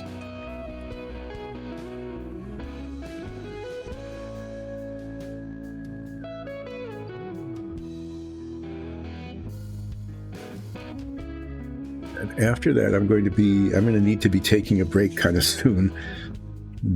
I am going to have to take a break, probably start a little sooner. Okay. That's a pretty good sized group. Then you can all get to know each other. You all get to participate, but it's not so big that it's like overwhelming. Yeah, small enough to be personal. I am going to have to take a break because I need to take a break, just to be honest about it. I managed to finish the sprite. Okay, and the sprite looks okay. Well, I bet after you spend that much time. Oh, thanks for the follow. So you all came together. Some of you, probably a couple of people knew each other. But when you spend that much time together and you're spending all of that time like sharing the experience of what happened on the trail, that's just really, really neat. This break will last, I'd say, about a half hour. I should be back by about 20 after or so. So I hope that you hang in there. When I get back, I'll be base coating, and then you can see there's just a lot of striping, weird detailed striping that goes on. It's a little bit easier with this one because of the texturing. But I'm going to be working on this big globby fungus monster, kind of replicating this kind of color scheme on this creature. And as I said, I usually take about a half hour. I grab a little bit of a snack and do the break thing. So really appreciate it. This was a really, I really learned something here. So thank you for sharing your experience on the trail. And maybe if you come back after break, be able to learn more about it. But for now, thanks for joining Relaxing Painting so far, and I'll see you in about 33 minutes.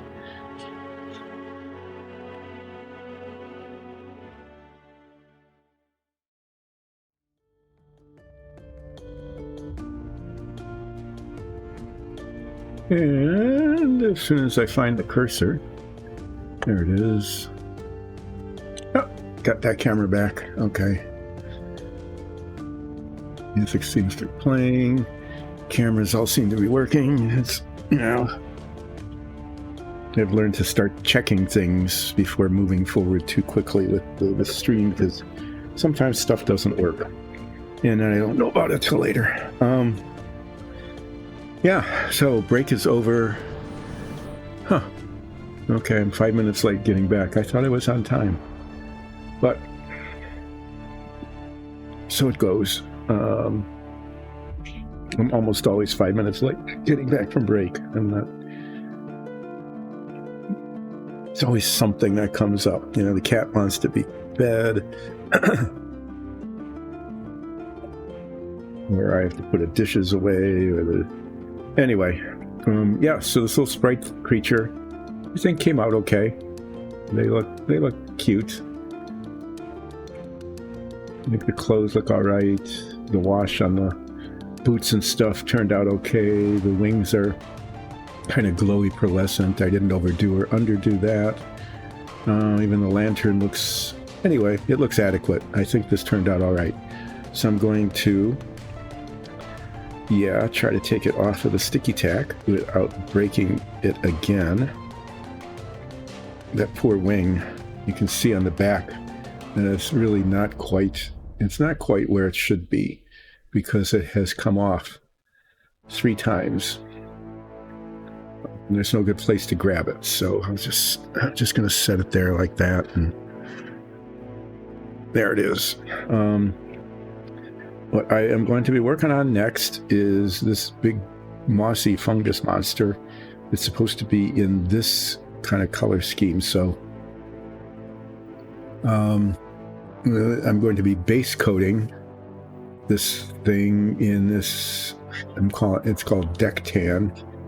This has a green wash on it later, but most of this is going to be kind of that green color. And then the feet and the hands and, part of the hair and stuff will be yellow with green striping. Because this is the second of what will be 3 kind of fungus monster things, growing up out of the mycelium here on the base. I thought that was kind of cool. But yeah, this is supposed to be the color scheme, so that's what I'm going to do. This thing is filled with all sorts of spikes and nooks and crannies and rugged different... Anyway, yeah, very, very rough texture. And as a result, getting the base coat on is going to be kind of a challenge.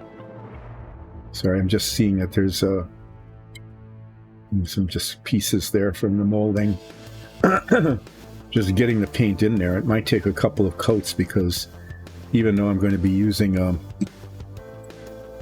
not a very good brush, kind of a crappy brush actually.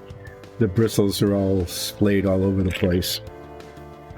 And I'm going to do that on purpose because just the texturing, I'm not going to be able to paint. I'm going to have to poke the paint into it in order to get it to where I want it. So this whole thing, this could take quite a while to get the base coating on here. And then, like I said, second coating it.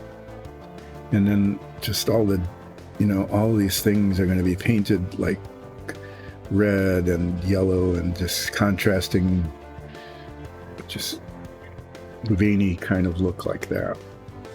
Okay. At least that's the intent. But the first part is to get the base coat on. With these big ones like this, sometimes I can put them on here. Be careful doing that. One time I snapped it.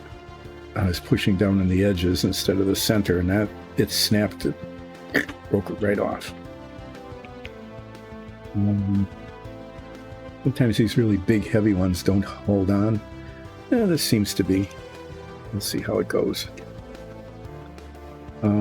This is kind of a grayish brown, slightly, there's a little green in it, some gray, kind of an ugly color really, which should be just right for this creature.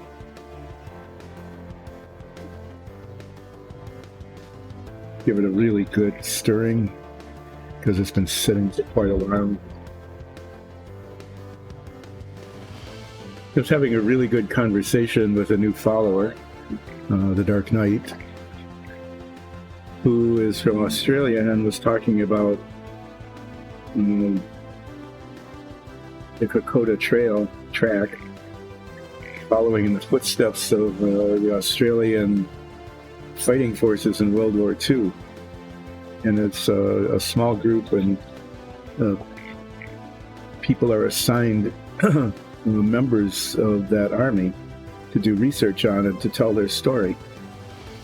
So it sounds like a really amazing experience. So I'm glad that Dark Knight was able to share that with us.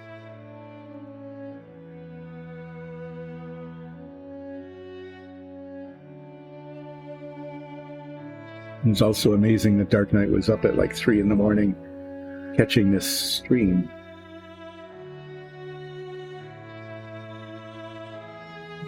I'm going to put these sort of away so that I don't hurt them. About once every 2 weeks, I clean up the work surface here, because the paints come out and don't get put away.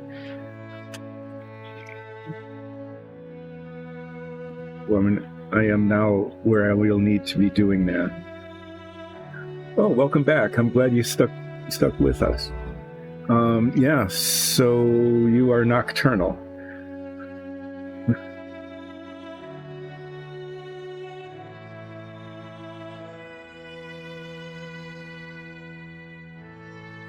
Or maybe it's just nicer at night there in the summer.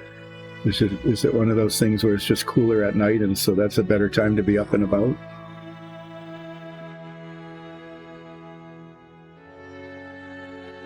A good shaking. This is going to take a while to get the paint into all these nooks and crannies. This is an incredibly highly textured beast, which might make the striped painting a little bit easier, because instead of just making it up, I'm going to be like on the back here, all these striations all get painted red. Yeah, oh my, this might be the end of this paint. Yeah, when things aren't bustling, right?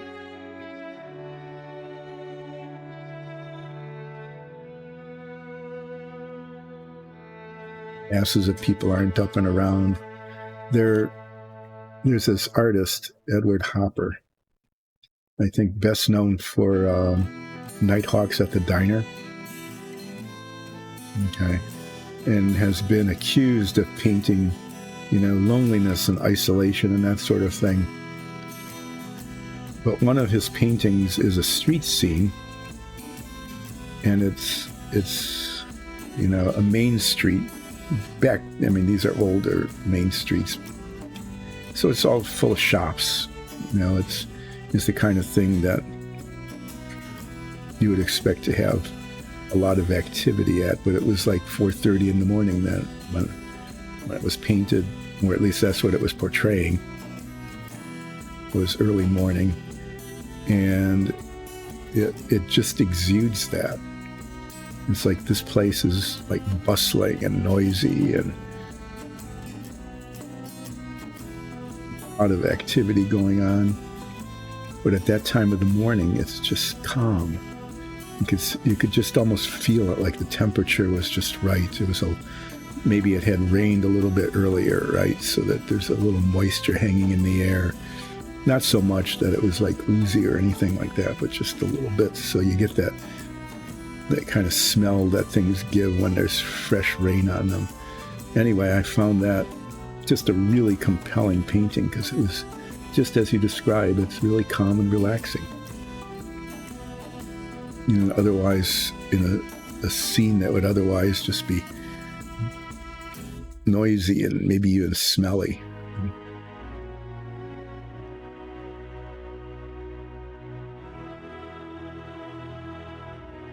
Not being a morning person myself, actually, to be honest, not being an afternoon or evening person either anymore. I'm usually not up that time of the day, but when I do, it's just, it's kind of like I'm awake before everybody else in the house is awake, and everything's just quiet. The cats aren't yelling for their treats yet. Okay, that kind of thing. It's really nice.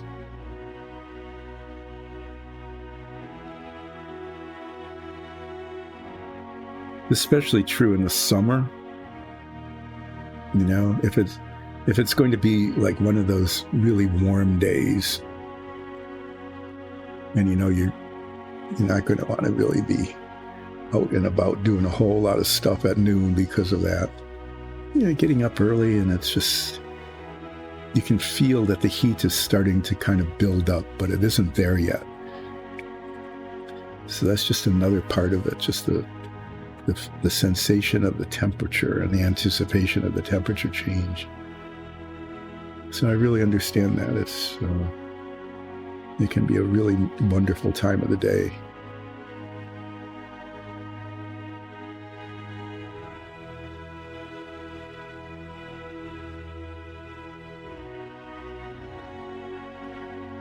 I'm just trying to get this into all of the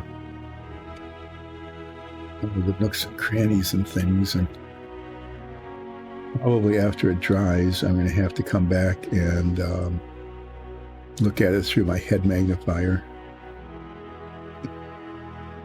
Maybe see the spots that just got missed. I'm not sure. So most of it is going to be this kind of greenish, grayish, brown, yellow kind of thing. The extremities are going to be yellow.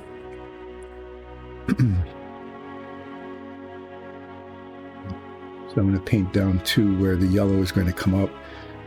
And I'm not sure where the demarcation line is going to be yet, but I'll decide that. I am a furbog. I play a furbog fighter.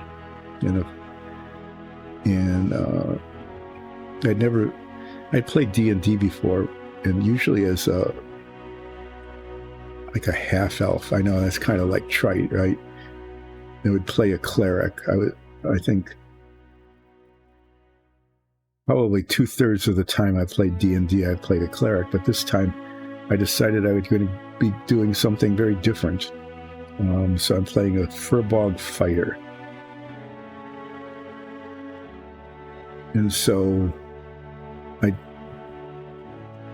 I'm more of a tank, I guess, than a fighter. I seem to stand around and take damage more than I deal it out. And it isn't so much that my character is incapable of doing significant harm as I am protecting the rest of the party by, being the target du jour. It's just that I tend to roll, let's just say this, I tend to roll a lot of 3s. Okay? Yeah. So when my character leveled up and was able to take on a feat, which is something you can do as you level up, there's these feats which give you special abilities. The first feat I took was called Lucky, because before the results of the die roll are known. So I know that I rolled a die. I know what number I got, but before the results are known, like did it hit or not hit? Okay, did I make the save or not make the save? Before the results are known, Lucky gives me the opportunity to roll again. And I need, the downside though is that one needs to accept the results of the second roll. So say I rolled a 9, there's a fairly good chance that I could roll even worse the second time. But that's usually not the problem for me, because usually what I've done is I've rolled a 2, 3, or 4. And so the odds are very high that if I invoke Lucky, that my lucky die roll, my extra die roll, is going to be an improvement. One can be lucky 3 times every long rest, and I have been in situations where those 3 got used up pretty quickly, because I was very sure that my attack missed or my save failed. So yes, I'm a furbog fighter. The other members of the group, we have a changeling druid, Zoya Ansul is a changeling. and plays a druid.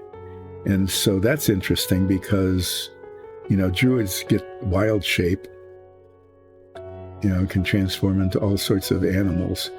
But a changeling can, it's a changeling. So Zoria is able to be a lot of things. Zoria is like the Tom Terrific of our Tom Terrific being a cartoon character on the old Captain Kangaroo show. Who Tom Terrific was, that isn't what they called it then, but Tom Terrific was a changeling. Once. Yeah, my rolls are so bad that they got me a sweatshirt that I've worn a couple of times. I've worn it on the stream more than once. So the sweatshirt has a D20 on it, and it's a 1, right? And the narrative that goes with it is, don't worry, I have a plan. And the plan is to invoke Lucky and roll a 2 instead. My character is fighter build. And my character is not stupid, it's not dumb. Wisdom is fairly decent. But charisma, I don't know, it's like a 9 or something. What I know is that my charisma bonus is -1. And so like doing persuasion checks or anything else that depends on charisma is not happening. Okay? It's just not good. I think the hands and the feet are definitely going to be, this yellow.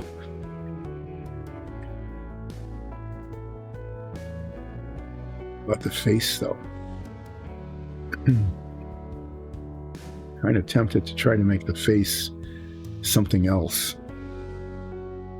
I'm going to paint around it so that I have that option. I'm going to paint all around it what seems to be like its mossy hair and its head spikes and stuff. I'm going to paint this color. And then I'm tempted to make the face something, distinctive, but what?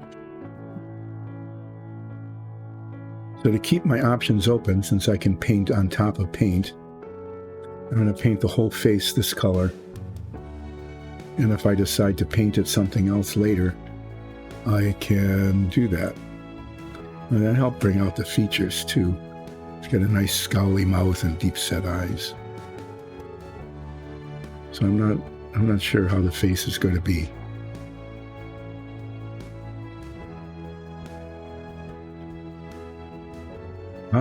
Okay.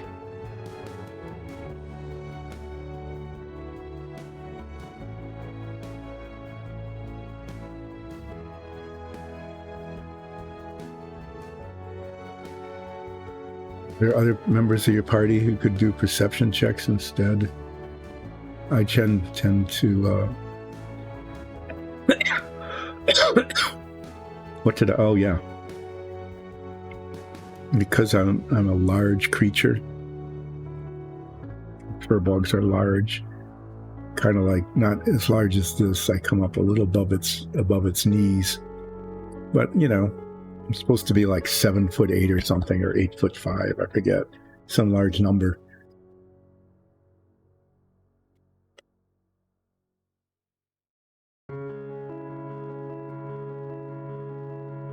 It's fun to play. So in your campaign with your DM, did you do a lot of like combat stuff or role playing? What was kind of the focus? Exploration. Our focus is role playing and eating. We don't eat as players because that would mess up. I was told you can't eat as players because the crunching would get into the microphone and destroy the sound of of the stream, so you can't do that. But as characters, we're always on the lookout for, especially pretzels. The big soft pretzels. Always on the lookout for those. Hi, Alfala. Yeah, I haven't done a flip yet. Dark Knight is a new follow and doesn't know about the flip tradition. There is, for a reason that has nothing to do with the D&D campaign or painting or anything actually having to do with any of this, but something else altogether. Some other game that some of the other members of Dice and Dungeons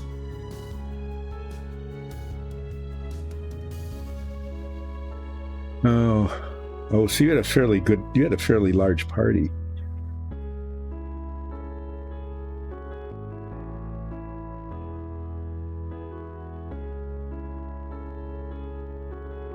Well, that's too bad that it came apart. Sometimes that happens. Because we're putting on wow, that's a big group. That kept the DM busy, trying to keep all that sorted out. And the players all trying to, that would make role-playing hard, though, with that many people. I could see that would be difficult because everybody would want to be talking and things. We put on a show, it's more of a show than a campaign. And we have 3 players, the DM, and the DM has introduced the 4th player just to balance the group for combat situations, because with 3 it makes the combats hard to be compelling.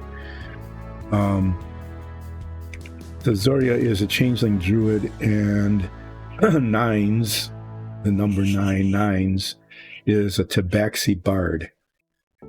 And the bard actually has played an incredibly important role, especially a lot of crowd control. Tasha's hideous laughter and vicious mockery have saved our lives many times. So yeah, it's a fairly small group, but it makes the role playing easy because we can take turns and interact with each other without talking all over each other or somebody getting shut out. Yeah, I mean, the bard, you would think that a bard is just kind of a doofus character, just playing music and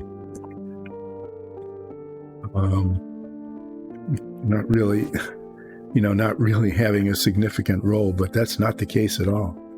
The bard turns out to be actually not a real damage dealer, although there are a couple of things, but just like I said, in terms of crowd control, inspiration, just a character that saves the party more often than not during the course of combat. And because our tabaxi has a really funny sense of humor, does it in a very entertaining way. It's not just playing an instrument and strumming the lute or something like that, but just is really, I would say, a very entertaining bard. Flip. So these flips started when the stream started, and usually somebody who watches, like a follow or who will ask for a flip, and I pull out something like this. Usually I have these little pieces of wood. I also have some other big things like this bottle cap. I flipped this in the past, but I don't want to do that when I've got minifigs out here. So I flip little pieces of wood. And usually 6 times. It's traditional to do 3 flips, but I do it twice because it uses up time. Those are 3 knot paints and 1 paint. Paint on it. 4 to 1. 4 to 2. 4 to 2 knot paint. Oh, this is an interesting thing. Yeah, when we have like a necromancy lair kind of thing, there's a pool. one of our dungeons has a pool in it. It's about this big, and we decided we would like it to be like a real pool of something, like a pool of blood or a pool of green ooze or something. And I think they actually show up on the scroll that's underneath me. So we decided to practice inside of a bottle cap. And so this is a multi-layer sort of thing. It's really cool to do this. You put a base coat on it of something, any color, and then use this stuff. It's a railroad modeling accessory. It's called realistic water, which is clear rosin. Pour it in. It's fairly liquid when it goes in, and it spreads pretty easily. And then put different paint colors in it.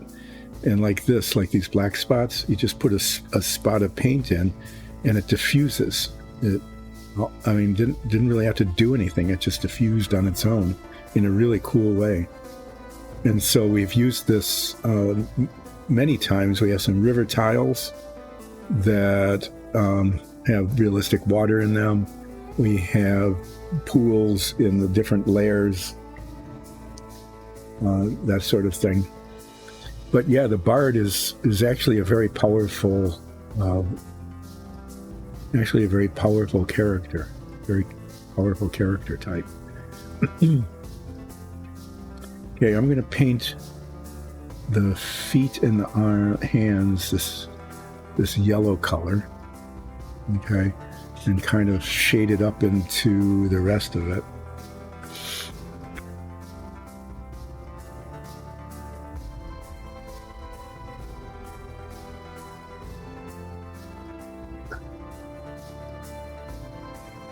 Yeah, that would work. So there's a layer. That's it with the pools underneath it. The purple one. There was a green one, and then there's a red one that looks like maybe a blood magic one. But that would actually be kind of a cool dungeon to make. Is to have it with a pool of blood, and maybe with a lava flow.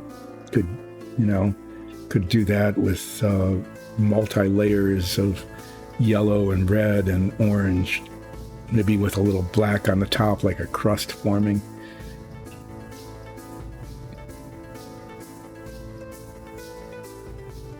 Olfactory, yeah. I mean, that might be a really kind of interesting and fun dungeon to create.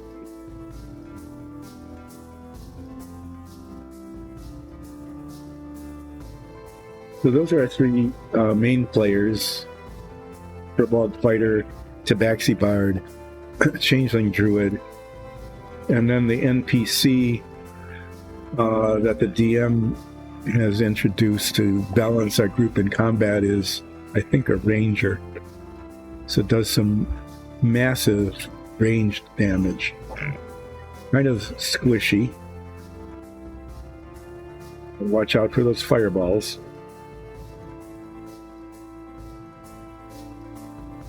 But really effective, especially like if there are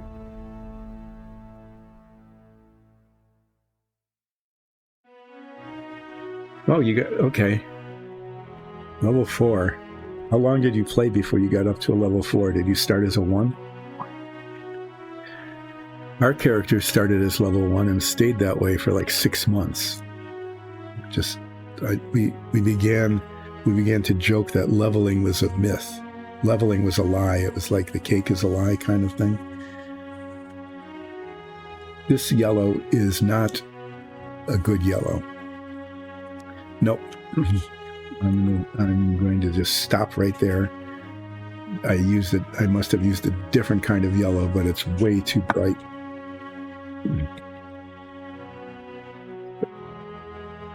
Some on there. I'm going to dab some of that off. Let it dry, and that's going to be a different color. Yeah, so it took us like 6 months before we leveled up. We were convinced that leveling was a myth. We would look at the rule books and they would talk about levels, and we just said, no, those don't really exist. They certainly didn't in our game. But eventually we started leveling, with some regularity. I think mainly because the DM wanted the campaign to be more interesting. And in order to make it more interesting, we had to be at a higher level. What did I use for that yellow? Lemon yellow? Yeah, I'm looking at this and I'm not seeing the color that I used. Well, I'm going to try the lemon yellow. I haven't used that in a long time. I'm going to put some on and see how it looks. So I notice this yellow is toned down because it has green wash over it. But this is much oranger. It's more red in it than this yellow. Even with the green wash, it's not the same. So I don't remember what color I used. I want to put some of this on, some of this color on, and see if it's better. But this is really less about the base coat and more about the striping that goes on later. The red and the green on the yellow and the red on the deck tan.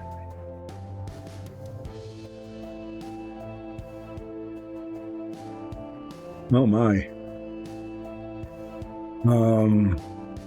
Yeah, that was in your character build. That was a pretty amazing set of rolls.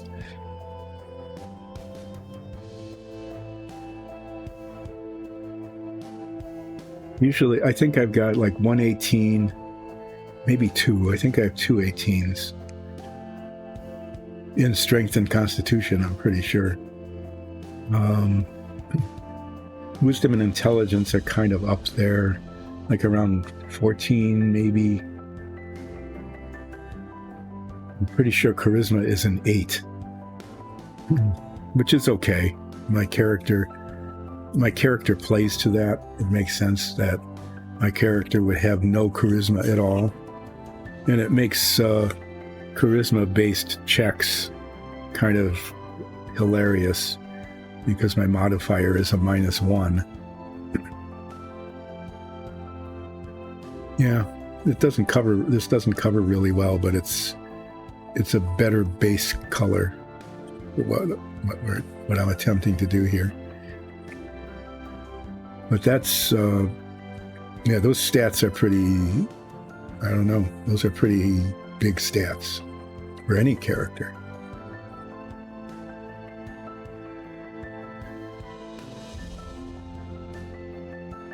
Everything's high like that.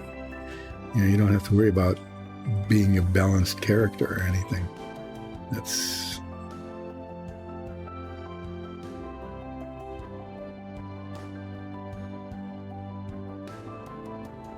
So did they always make you walk in front? Okay, because of your stats, especially like strength and constitution. Let's go through that door. You go first. Was it that kind of thing? And of course, you had so many players. Just, not stepping on each other became an issue.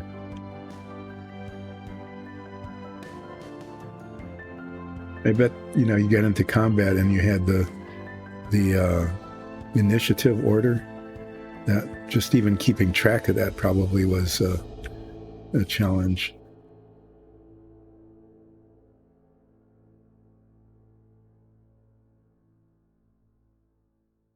The other thing too, did you were you all playing in person? Did you all get together? Or were some of you like remote with a large group like that? Oh. So were there places you couldn't even get into?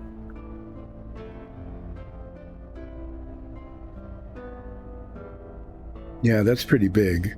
My character is like 8 feet.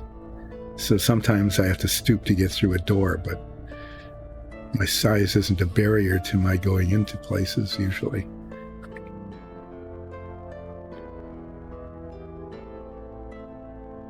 Oh, okay. So like whatever you would be using, like Zoom or something like that.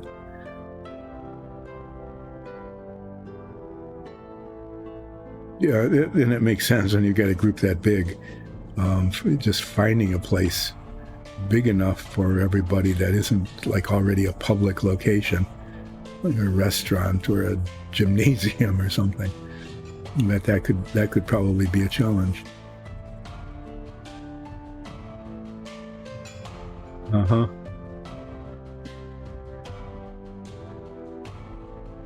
You were not welcome in a lot of the inns, then, I imagine. You know, they'd see you coming and just you'd probably get your own special table out in the hall, out on the street somewhere. You'd see that happening.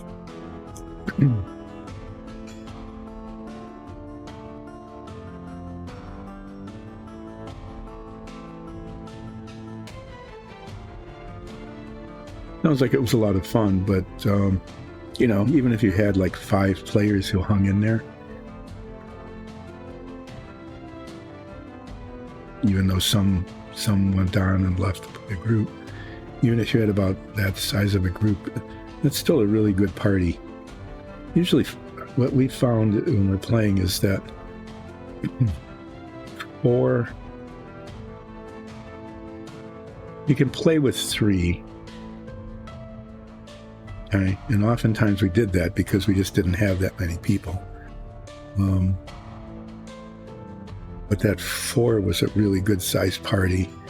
And if everyone picked their character type, you know, based on, if you all got together ahead of time kind of, and created a balanced party, you know, you didn't have like 4 clerics or something, although that would be kind of interesting.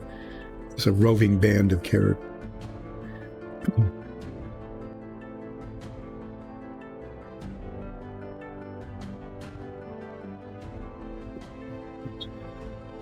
That's kind of a cool thing.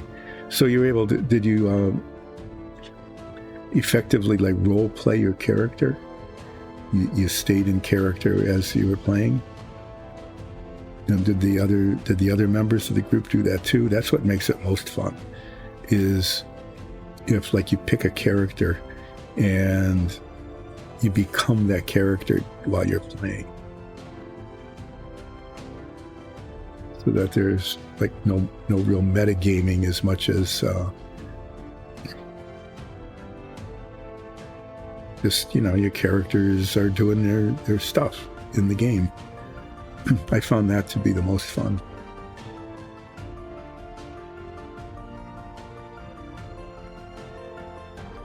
Let's just say my clerics didn't, and they were accused of being like chaotic. Maybe chaotic good. Well, I think they were good. But sometimes they did things that were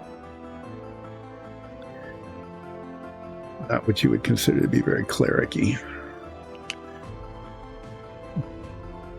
Accused of being really creepy ones. Of course, you know, depending on your experience with clerics,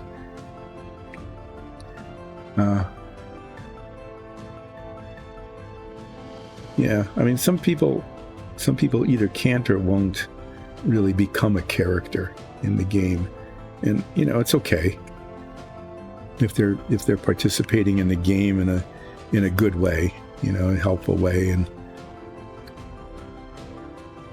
at least, you know, their characters do what their characters should, even if they're not really role playing. But it's more fun when you become your character. That's, since we're putting on a show, our campaign is a show more than, you know, just a game. For us, it's not a tabletop game, it's a show. We're always in character, and if we're not, we let the audience know that we're speaking as players and not as characters. And sometimes we do that just to help move the game along. But since you had such a big group, it sounds like most people would stay in character, and that's cool.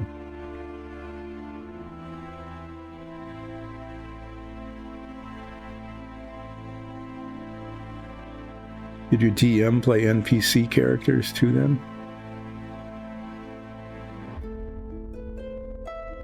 Like when you ran into like a battle, a boss fight, that's a classic thing, boss fight. Did your DM like role play the boss?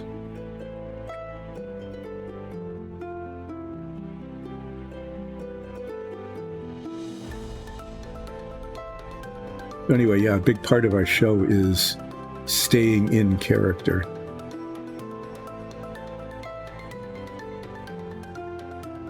So I have a character voice, which is different than my normal voice, as the Tabaxi Bard is definitely has a character voice,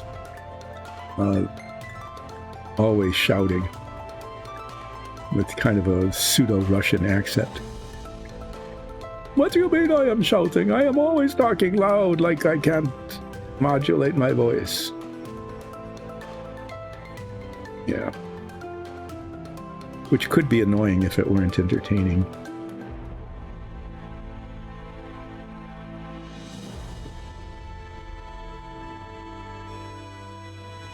Yeah. We ended up, when we were playing, well, I was still employed,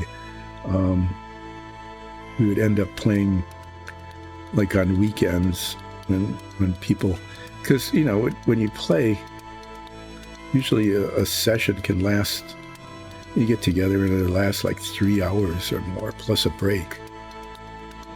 That would be typical, and it's really hard to do that during the week if you have to get up and go to work the next morning or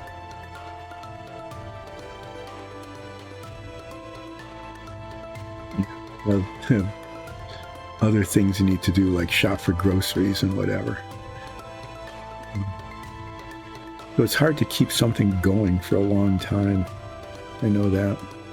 That's why it's been pretty surprising that our Dice and Dungeons campaign has been going on for like a year and a half now. Pretty much unbroken. Sometimes we're away, there's traveling, people go on vacations, holidays come up, that kind of thing. But I think we have aired on Twitch, we streamed like episode 103 or something. I lose track of all those numbers.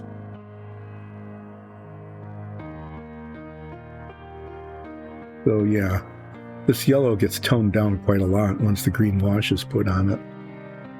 But I think this is kind of how I want it to look. And then I have to decide what to do with the face. I'm really not sure. I'm going to leave it as it is for now. That might be one of the last things I work on.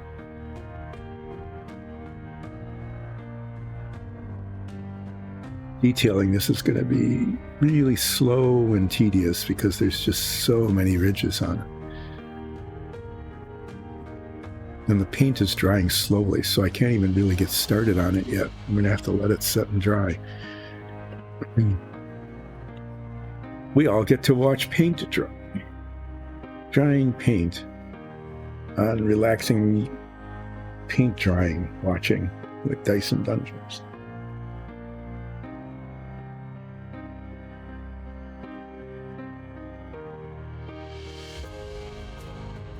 Yeah, one of our very first adversaries we thought would be deadly enemies forever became sort of, I can't say we became friends, but we did become business partners, kind of, in one of our adventures.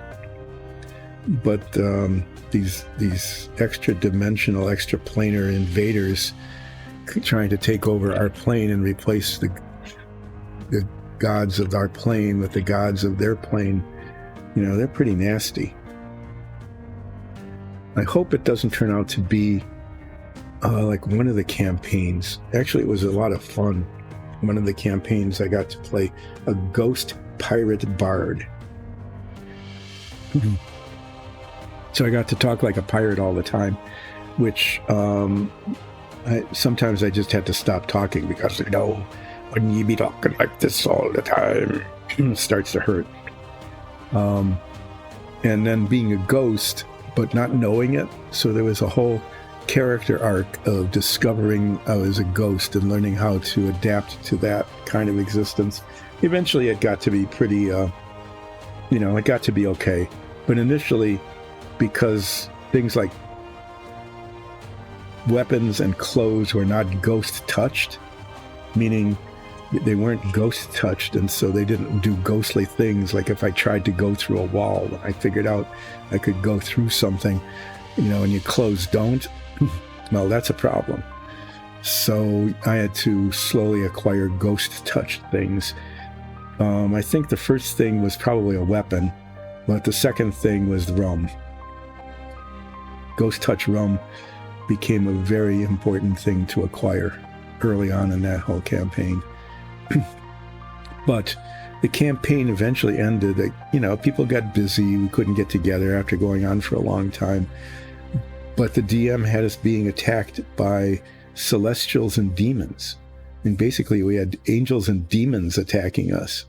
And we couldn't survive. And so I think it was okay that we just all sort of wandered off, because when you got both sides attacking you, your days are numbered. I can't do anything with this, and it's drying very slowly. So I think I can talk a little bit more about Dice and Dungeons. Let me show you these others. These are like the first ones. These are the rough stone. This is what they look like before they're washed and dry brushed. You can see that the gray is just gray. But after that, after the washing and the dry brushing, it does really look like stone. It comes out really well. But they have the same magnet kinds of I'm getting tired. Yeah, Heaven's Wrath. I think that's what we did. We just brought down Heaven's Wrath and destroyed the entire plane of existence. But it was like, why, DM, what are you thinking? Why have you brought us to this place now where we are caught with both demons and celestials attacking us? And, I suppose if our charisma was high enough, we could have gotten diplomacy and tried to talk at least one side out of stopping. But I'm not quite sure what was going on in that campaign. It was a lot of fun up until then.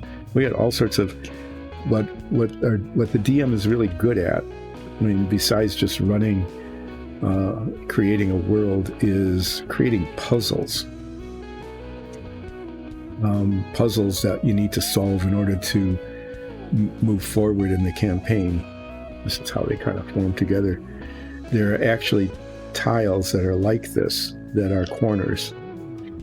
So this forms a corner. You can do that with these, but there are also corner tiles and round corners and things. I don't remember where I was going with that. Oh yeah, Ghost Pirate Bard. That was a lot of fun to play. Really exhausting for one's voice if there was talking, but there was a lot of puzzles. And that happened too in our current campaign. We oftentimes run into puzzles that need to be solved in order to move forward. Sometimes they're actual visual puzzles. The DM, because it's a show, and it's a stream, the DM will create a visual puzzle that needs to be done. One of them was a visual puzzle. It was one of those slidey things, where the pieces have to slide together in a certain way to form a picture. That was pretty insidious because one party member was working on the puzzle, and just watching the puzzle would have been kind of boring, although progress was being made and there was a fair amount of tension and like, can it get done? This piece needs to go here, that one there, and so on. but the rest of the party was attacked. And so it was one of those classic things where part of the party was defending the puzzle solver from the ongoing attacks. You get that in a lot of video games, right? Defend the monks as they can complete the ritual, that kind of thing. Well, in this case, it was defend the druid while she solves the slidey puzzle. And, it was some of the combat wasn't like really intense, but there were like waves of spiders and just creatures, and they just kept coming and coming, and we used up our abilities, and I kept rolling threes, and these spiders had like an AC of 9, right? And I would roll an attack with my +6 bonus to attack, and I'd roll a 1. Just let's just say that the DM was worried. The DM was actually worried that we would succumb to a group of 4 spiders, and that our druid would then be attacked instead of solving the puzzle. Yeah, we're known for bad rolls, but that just adds to the drama, the excitement, the suspense of our D&D campaign. Anyway, I'm playing with these because I can show you how these dungeon tiles work, because they're really cool, and these are pretty nice. The nice thing about them is that they're painted on both the inside and the outside, and so we now have street tiles. We can have street fights out. We can like start a brawl in a building and have it spill out onto the street.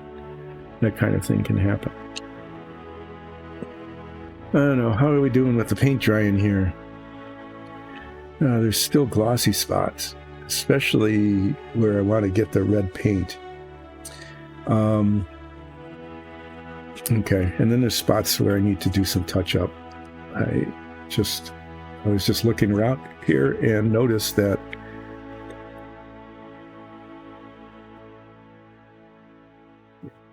this can't be yellow.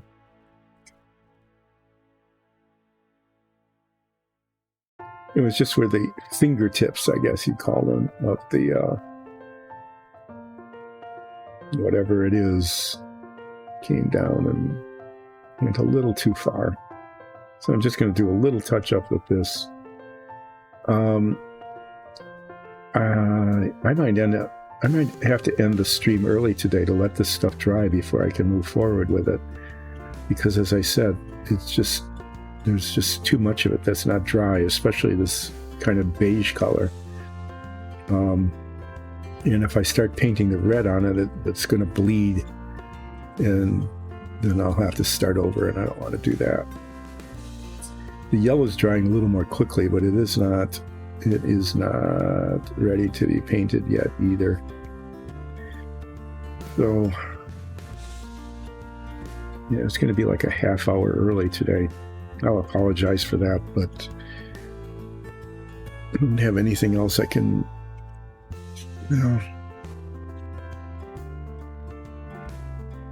I've got another one of these sort of fairy-like creatures.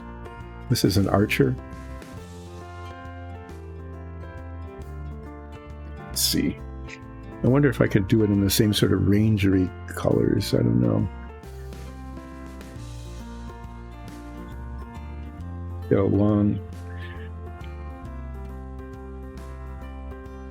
Isn't highly detailed. Is it a demon?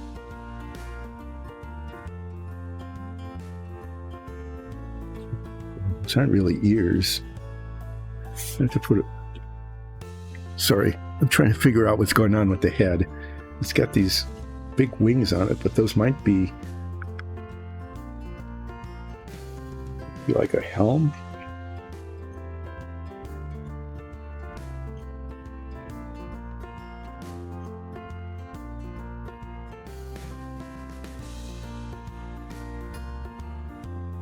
Those are not supposed to be there.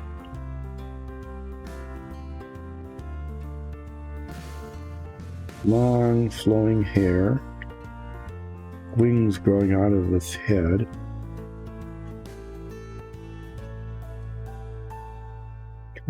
The undershirt and pants, and then this loose cloak around it. Various and sundry bits of armor. Oh yeah, broke the wing off of this one too. Nice. So, kind of elven. The greens and the browns won't work on this quite as much. I'm thinking like blues, various, yeah.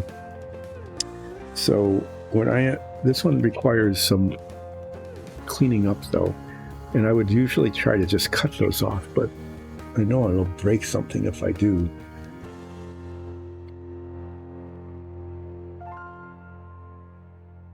Sorry, I'm just reaching over to get some.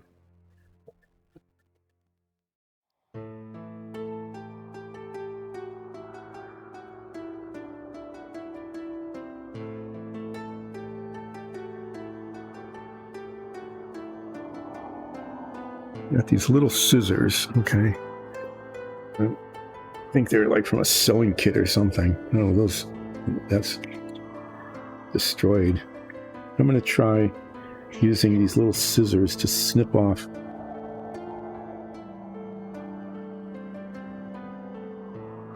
Hey man, I don't know. There's these little pieces of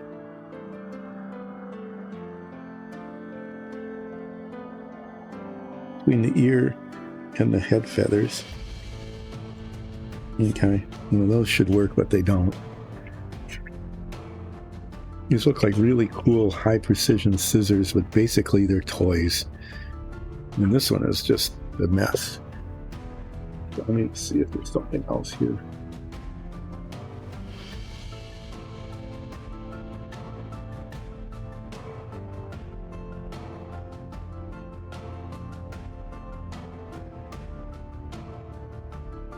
It's like a surgical instrument. Maybe this will work.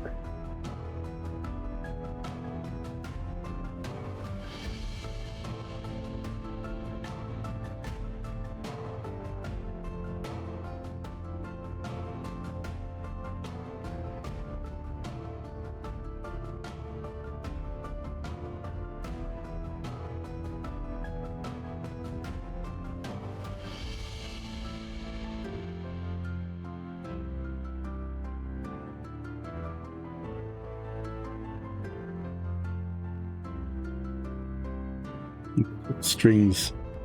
I thought because they were so symmetric, there was one on each side. I thought they were part of the model, but they definitely are not.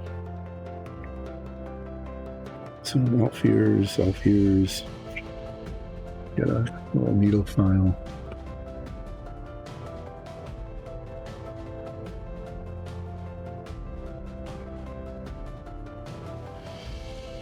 This is going to have long, flowing, white, very light, maybe sort of whitish gray hair. I'm going to do the same thing with the wings. That seems to work, is to do a white base coat with the pearlescent on it.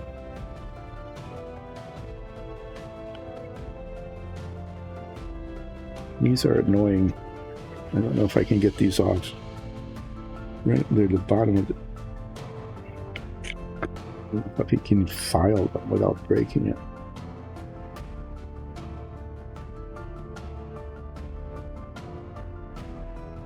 I don't know if you can see them on screen, but there's an arrow.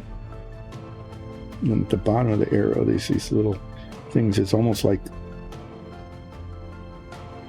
drops or something. And I suppose I went at this long enough with this little needle file, I could make them go away. Since I have nothing else to do while I'm waiting for paint dry, I'm just going to do that.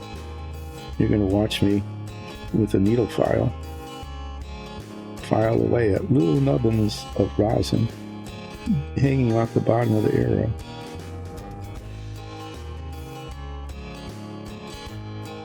But if I'm going to do anything more on the stream today, I'm going to have to give up on the moss monster, the fungus monster, the fungus among us, the humongous fungus among us. This is the humongous fungus among us. I said that 3 times. Yep. It's not fun anymore. Yes, it is. Humongous fungus among us.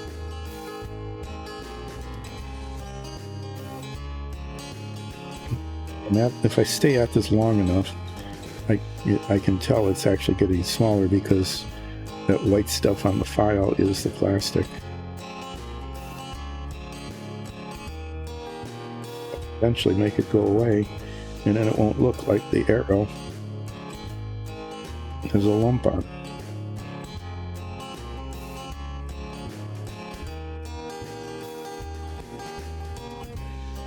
Amazing what patience can do.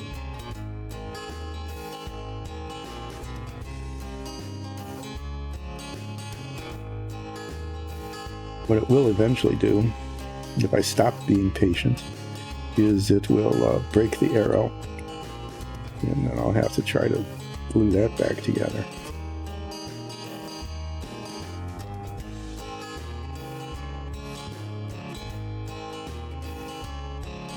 Yeah, it is. It is sort of like a Groot, isn't it?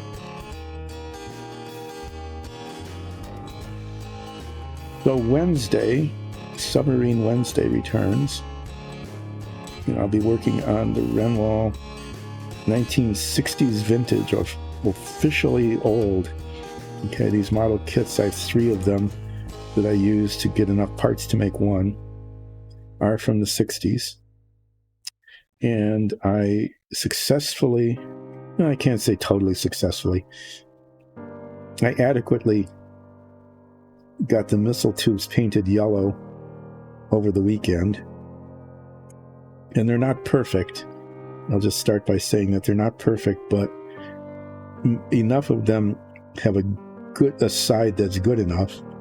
Enough of them have a good enough side that I'll be able to, by carefully selecting them and rotating them, get the 16 missile tubes selected, and then begins the arduous process of bespoke fitting each one into and through the missile silo decks.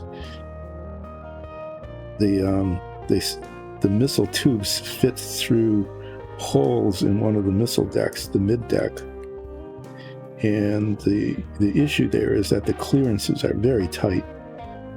Sometimes they just barely go through, sometimes hardly at all.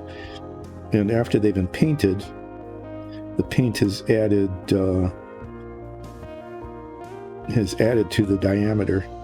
They're now bigger around than they were before being painted.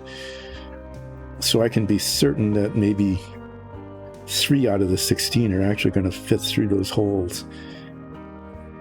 And I can't modify the missile tubes without messing up the paint, and so I'm going to be spending most of Wednesday with a little round needle file, enlarging the holes one at a time to fit the missile tubes until all 16 of them will go through. And then they need to rest flat on the deck, the bottom deck. So I'll be spending a fair amount of time enlarging those holes and maybe cleaning off some paint around the base of the missile tubes without scratching the sides. Anyway, it's just to warn you that there's not going to be any painting going on Wednesday, on relaxing painting. We're going to have not relaxing at all manipulation of pieces of plastic to get 16 missile tubes to rest between 2 and through 1 deck. And once all 16 of them are in place, then I need to get that deck into the hull of the submarine. Once that's done, that's going to be a huge breakthrough in terms of finally getting around to construction. The rest of the submarine, at least the inside of it, is not terribly challenging. It's going to be tedious, okay, because the parts don't fit. And the paint is the color that needs 3 coats. Okay, so I can promise that it will be tedious, but it will move along. I hope. Seriously? Okay, I almost broke off. I did. And it just broke off the wing that had been broken off. There you got to see me break a wing again. I had tried epoxying that like I did the other one. I'm discovering that it just doesn't hold as well as the contact cement does. So I was trying to fix this little bit of nubbin on the bow. Yeah, managed to smash the wing here. But I might as well fix some of these other little spots while I'm at it, since the wing is off. Just little cosmetic things from the printing process that, little spots that you'll sometimes get.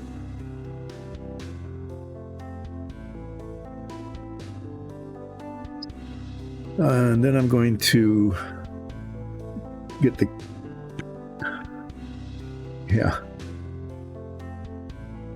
kiting. Yeah, I have used parts from all 3 models already. I've actually had to do that. I've had to use the parts from all 3 models because some of the parts are so badly molded. What I mean by that is that they're all injection molded. Okay, 1960s injection molding.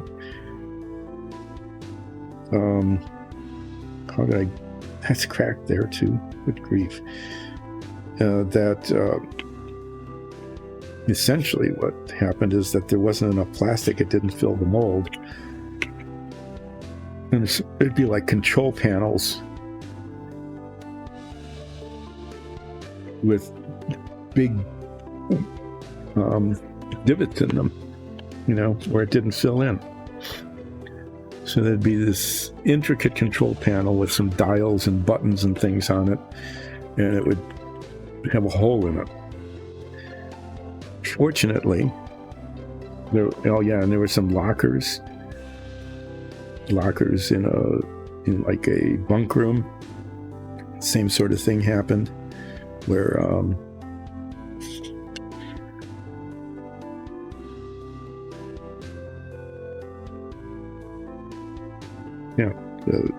the mold didn't fill. Fortunately, and I felt really lucky with this, is that at least one of the 3 models had a piece that wasn't bad. That was especially important. There was a control panel right in the middle of the control room. Okay, I mean, really highly visible, almost like a central piece of detail in the whole submarine model. So it was not like a little bit of something that was hidden behind something else. This was right up front and center.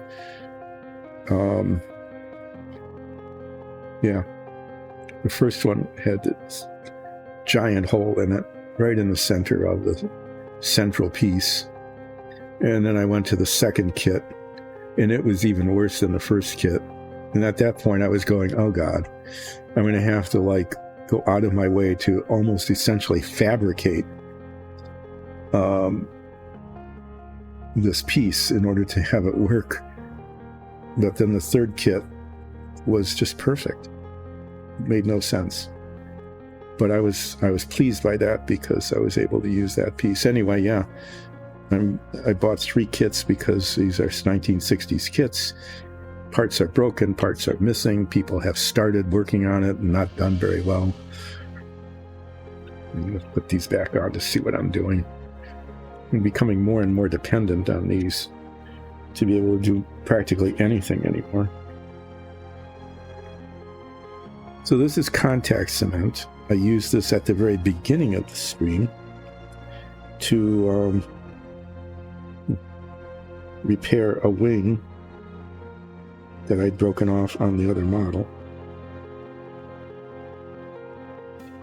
And now I'm doing the same thing here because the epoxy didn't hold. And this, I've had success with this. If you can get it to stick to the surface that you're gluing it to, what happens is when the two surfaces contact each other, it's called contact cement, is that the cement holds onto itself really well. Until then, it's not even really very sticky, okay? But it grabs onto itself, and as I discovered with the other pixie, it actually hardens, it cures, and it holds pretty well. The thing I really like about it with things like this is that, unlike epoxy, it grips right away. I mean, it sticks to itself, so I don't have to sit there and hold it in place for 3 or 4 minutes. Instead, it grabs, and it also has a little bit of give to it. There's a little bit of time to like rotate the part and try to get it in the right orientation.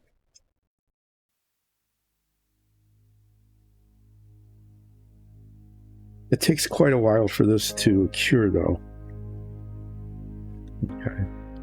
So this is going to be cured until probably tomorrow sometime. So I'm not going to be able to work too much on this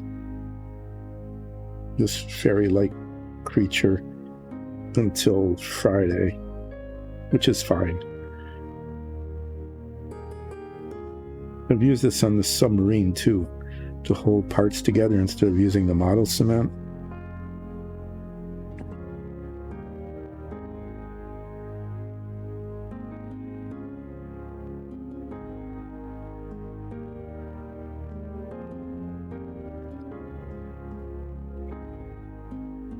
Just trying to clean it up. There's like little bits of it that are going to stick out, and if I can just pull it away.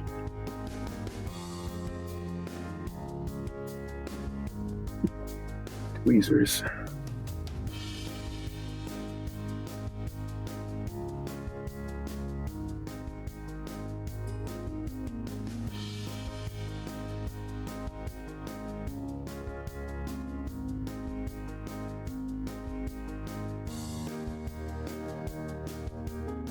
I'm just pulling it off because otherwise it will form an unsightly lump at the root of the wing.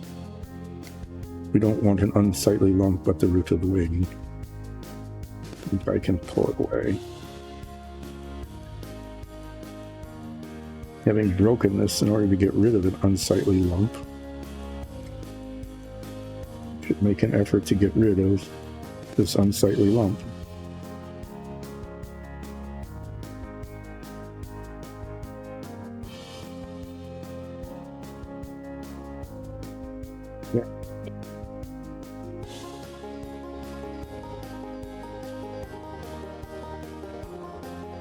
That'll do. If that can just like stay there and not break off again, there's no guarantee of that. I'll be able to work on this. So I think the unsightly lump is now on the hip. There. I'm thinking shades of blue. Thinking shades of blue on this one. There's an elbow pad.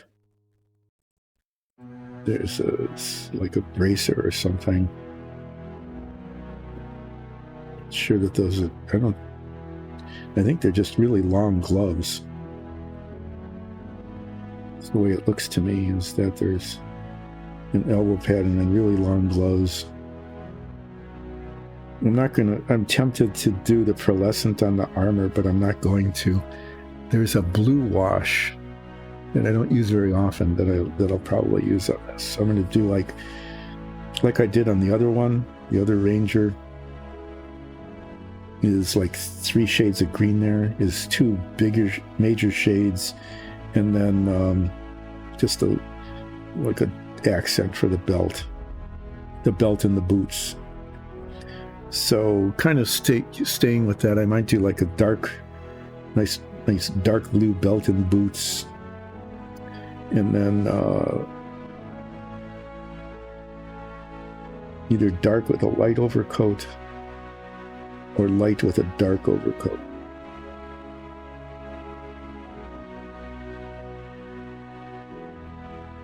But that's for Friday. I get to put these back. I sort of put them away. I can sort of find them again in the future. Okay. So to recap,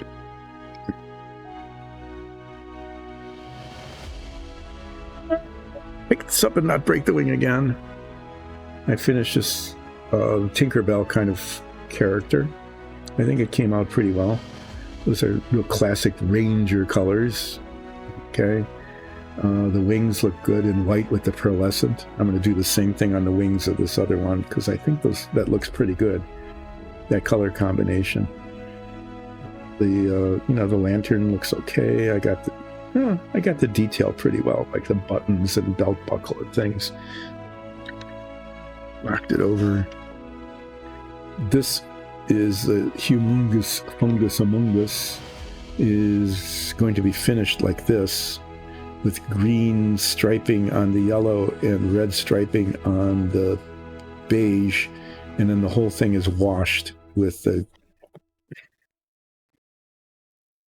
yellowish green wash. So it wasn't so much that this fell. I mean, it wasn't good that it fell, but it fell on this pixie. It did not break the wings. Yay. Okay. I think I'm just not going to try to use this. This is just too heavy and top heavy especially. And the paint still isn't dry yet, so definitely need to wait. I'm just going to hold it as I paint it and try not to get my fingers into it too much. So on Friday, when I get back to doing this, I'll be painting it like fungus stripy colors. Okay. That'll take a while because there's just a lot of little protuberances that need to be painted that way. And if there's still time, I want to work on this like fairy-like creature. It's going to be painted basically blue tones with white wings. And on Wednesday, Submarine Wednesday, I begin the slow process of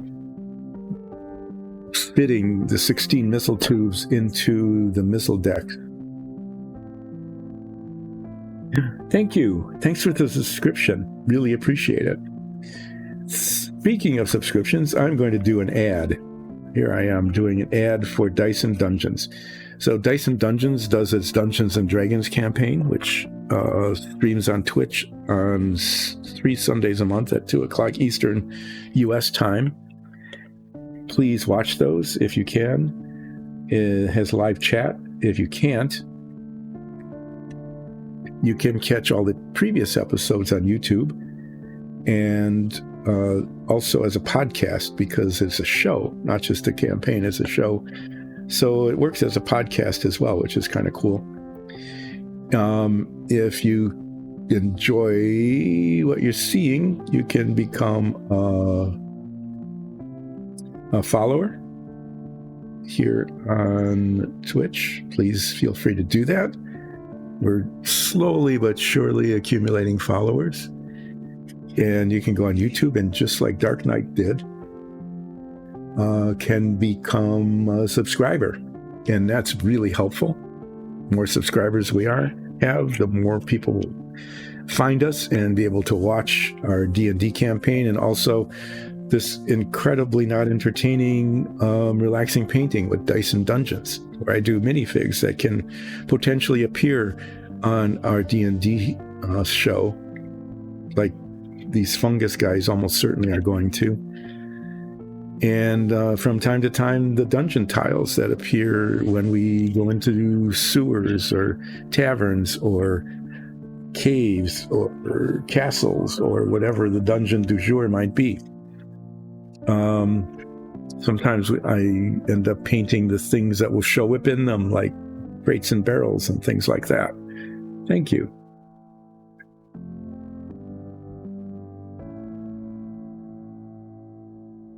And if you really like Dice and Dungeons, you can go to patreon.com/Dice and Dungeons, patreon.com/Dice and Dungeons.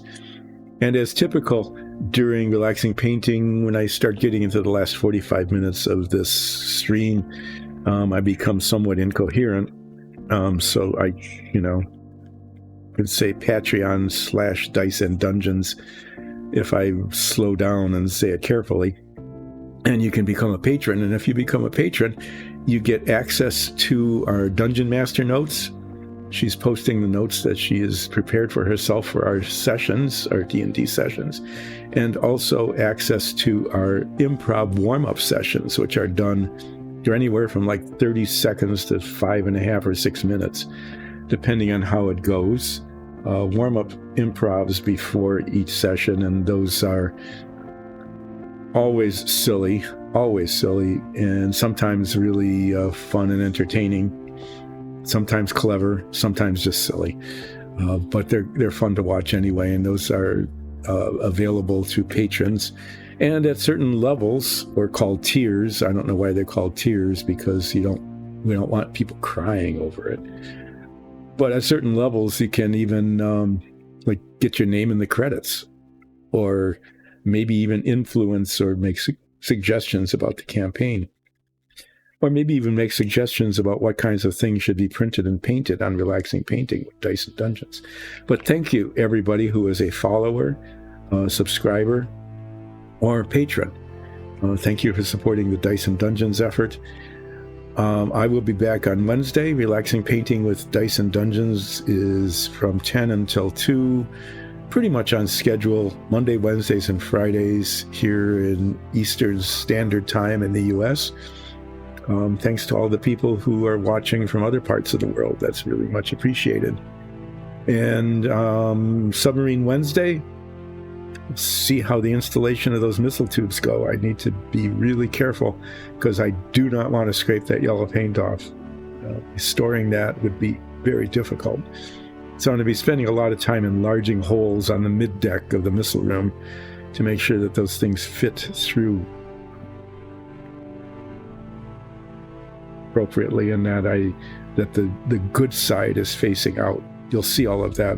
You'll be able to understand what I'm talking about if you check in on Wednesday and take a look at what will be happening with the submarine then. It could be a major breakthrough in the final assembly, or close to the final assembly of the interior of the submarine, or it could be one of those things where tears, in the lachrymose meaning of the word, becomes the thing du jour. Thanks again, and see you all on Submarine Wednesday at about 10 o'clock. And on Friday, when I get back to painting Humongous Fungus Among Us, and maybe even doing a little bit on of course I have to break the wing off, why not, little sprite creature. Thanks again. See you Wednesday.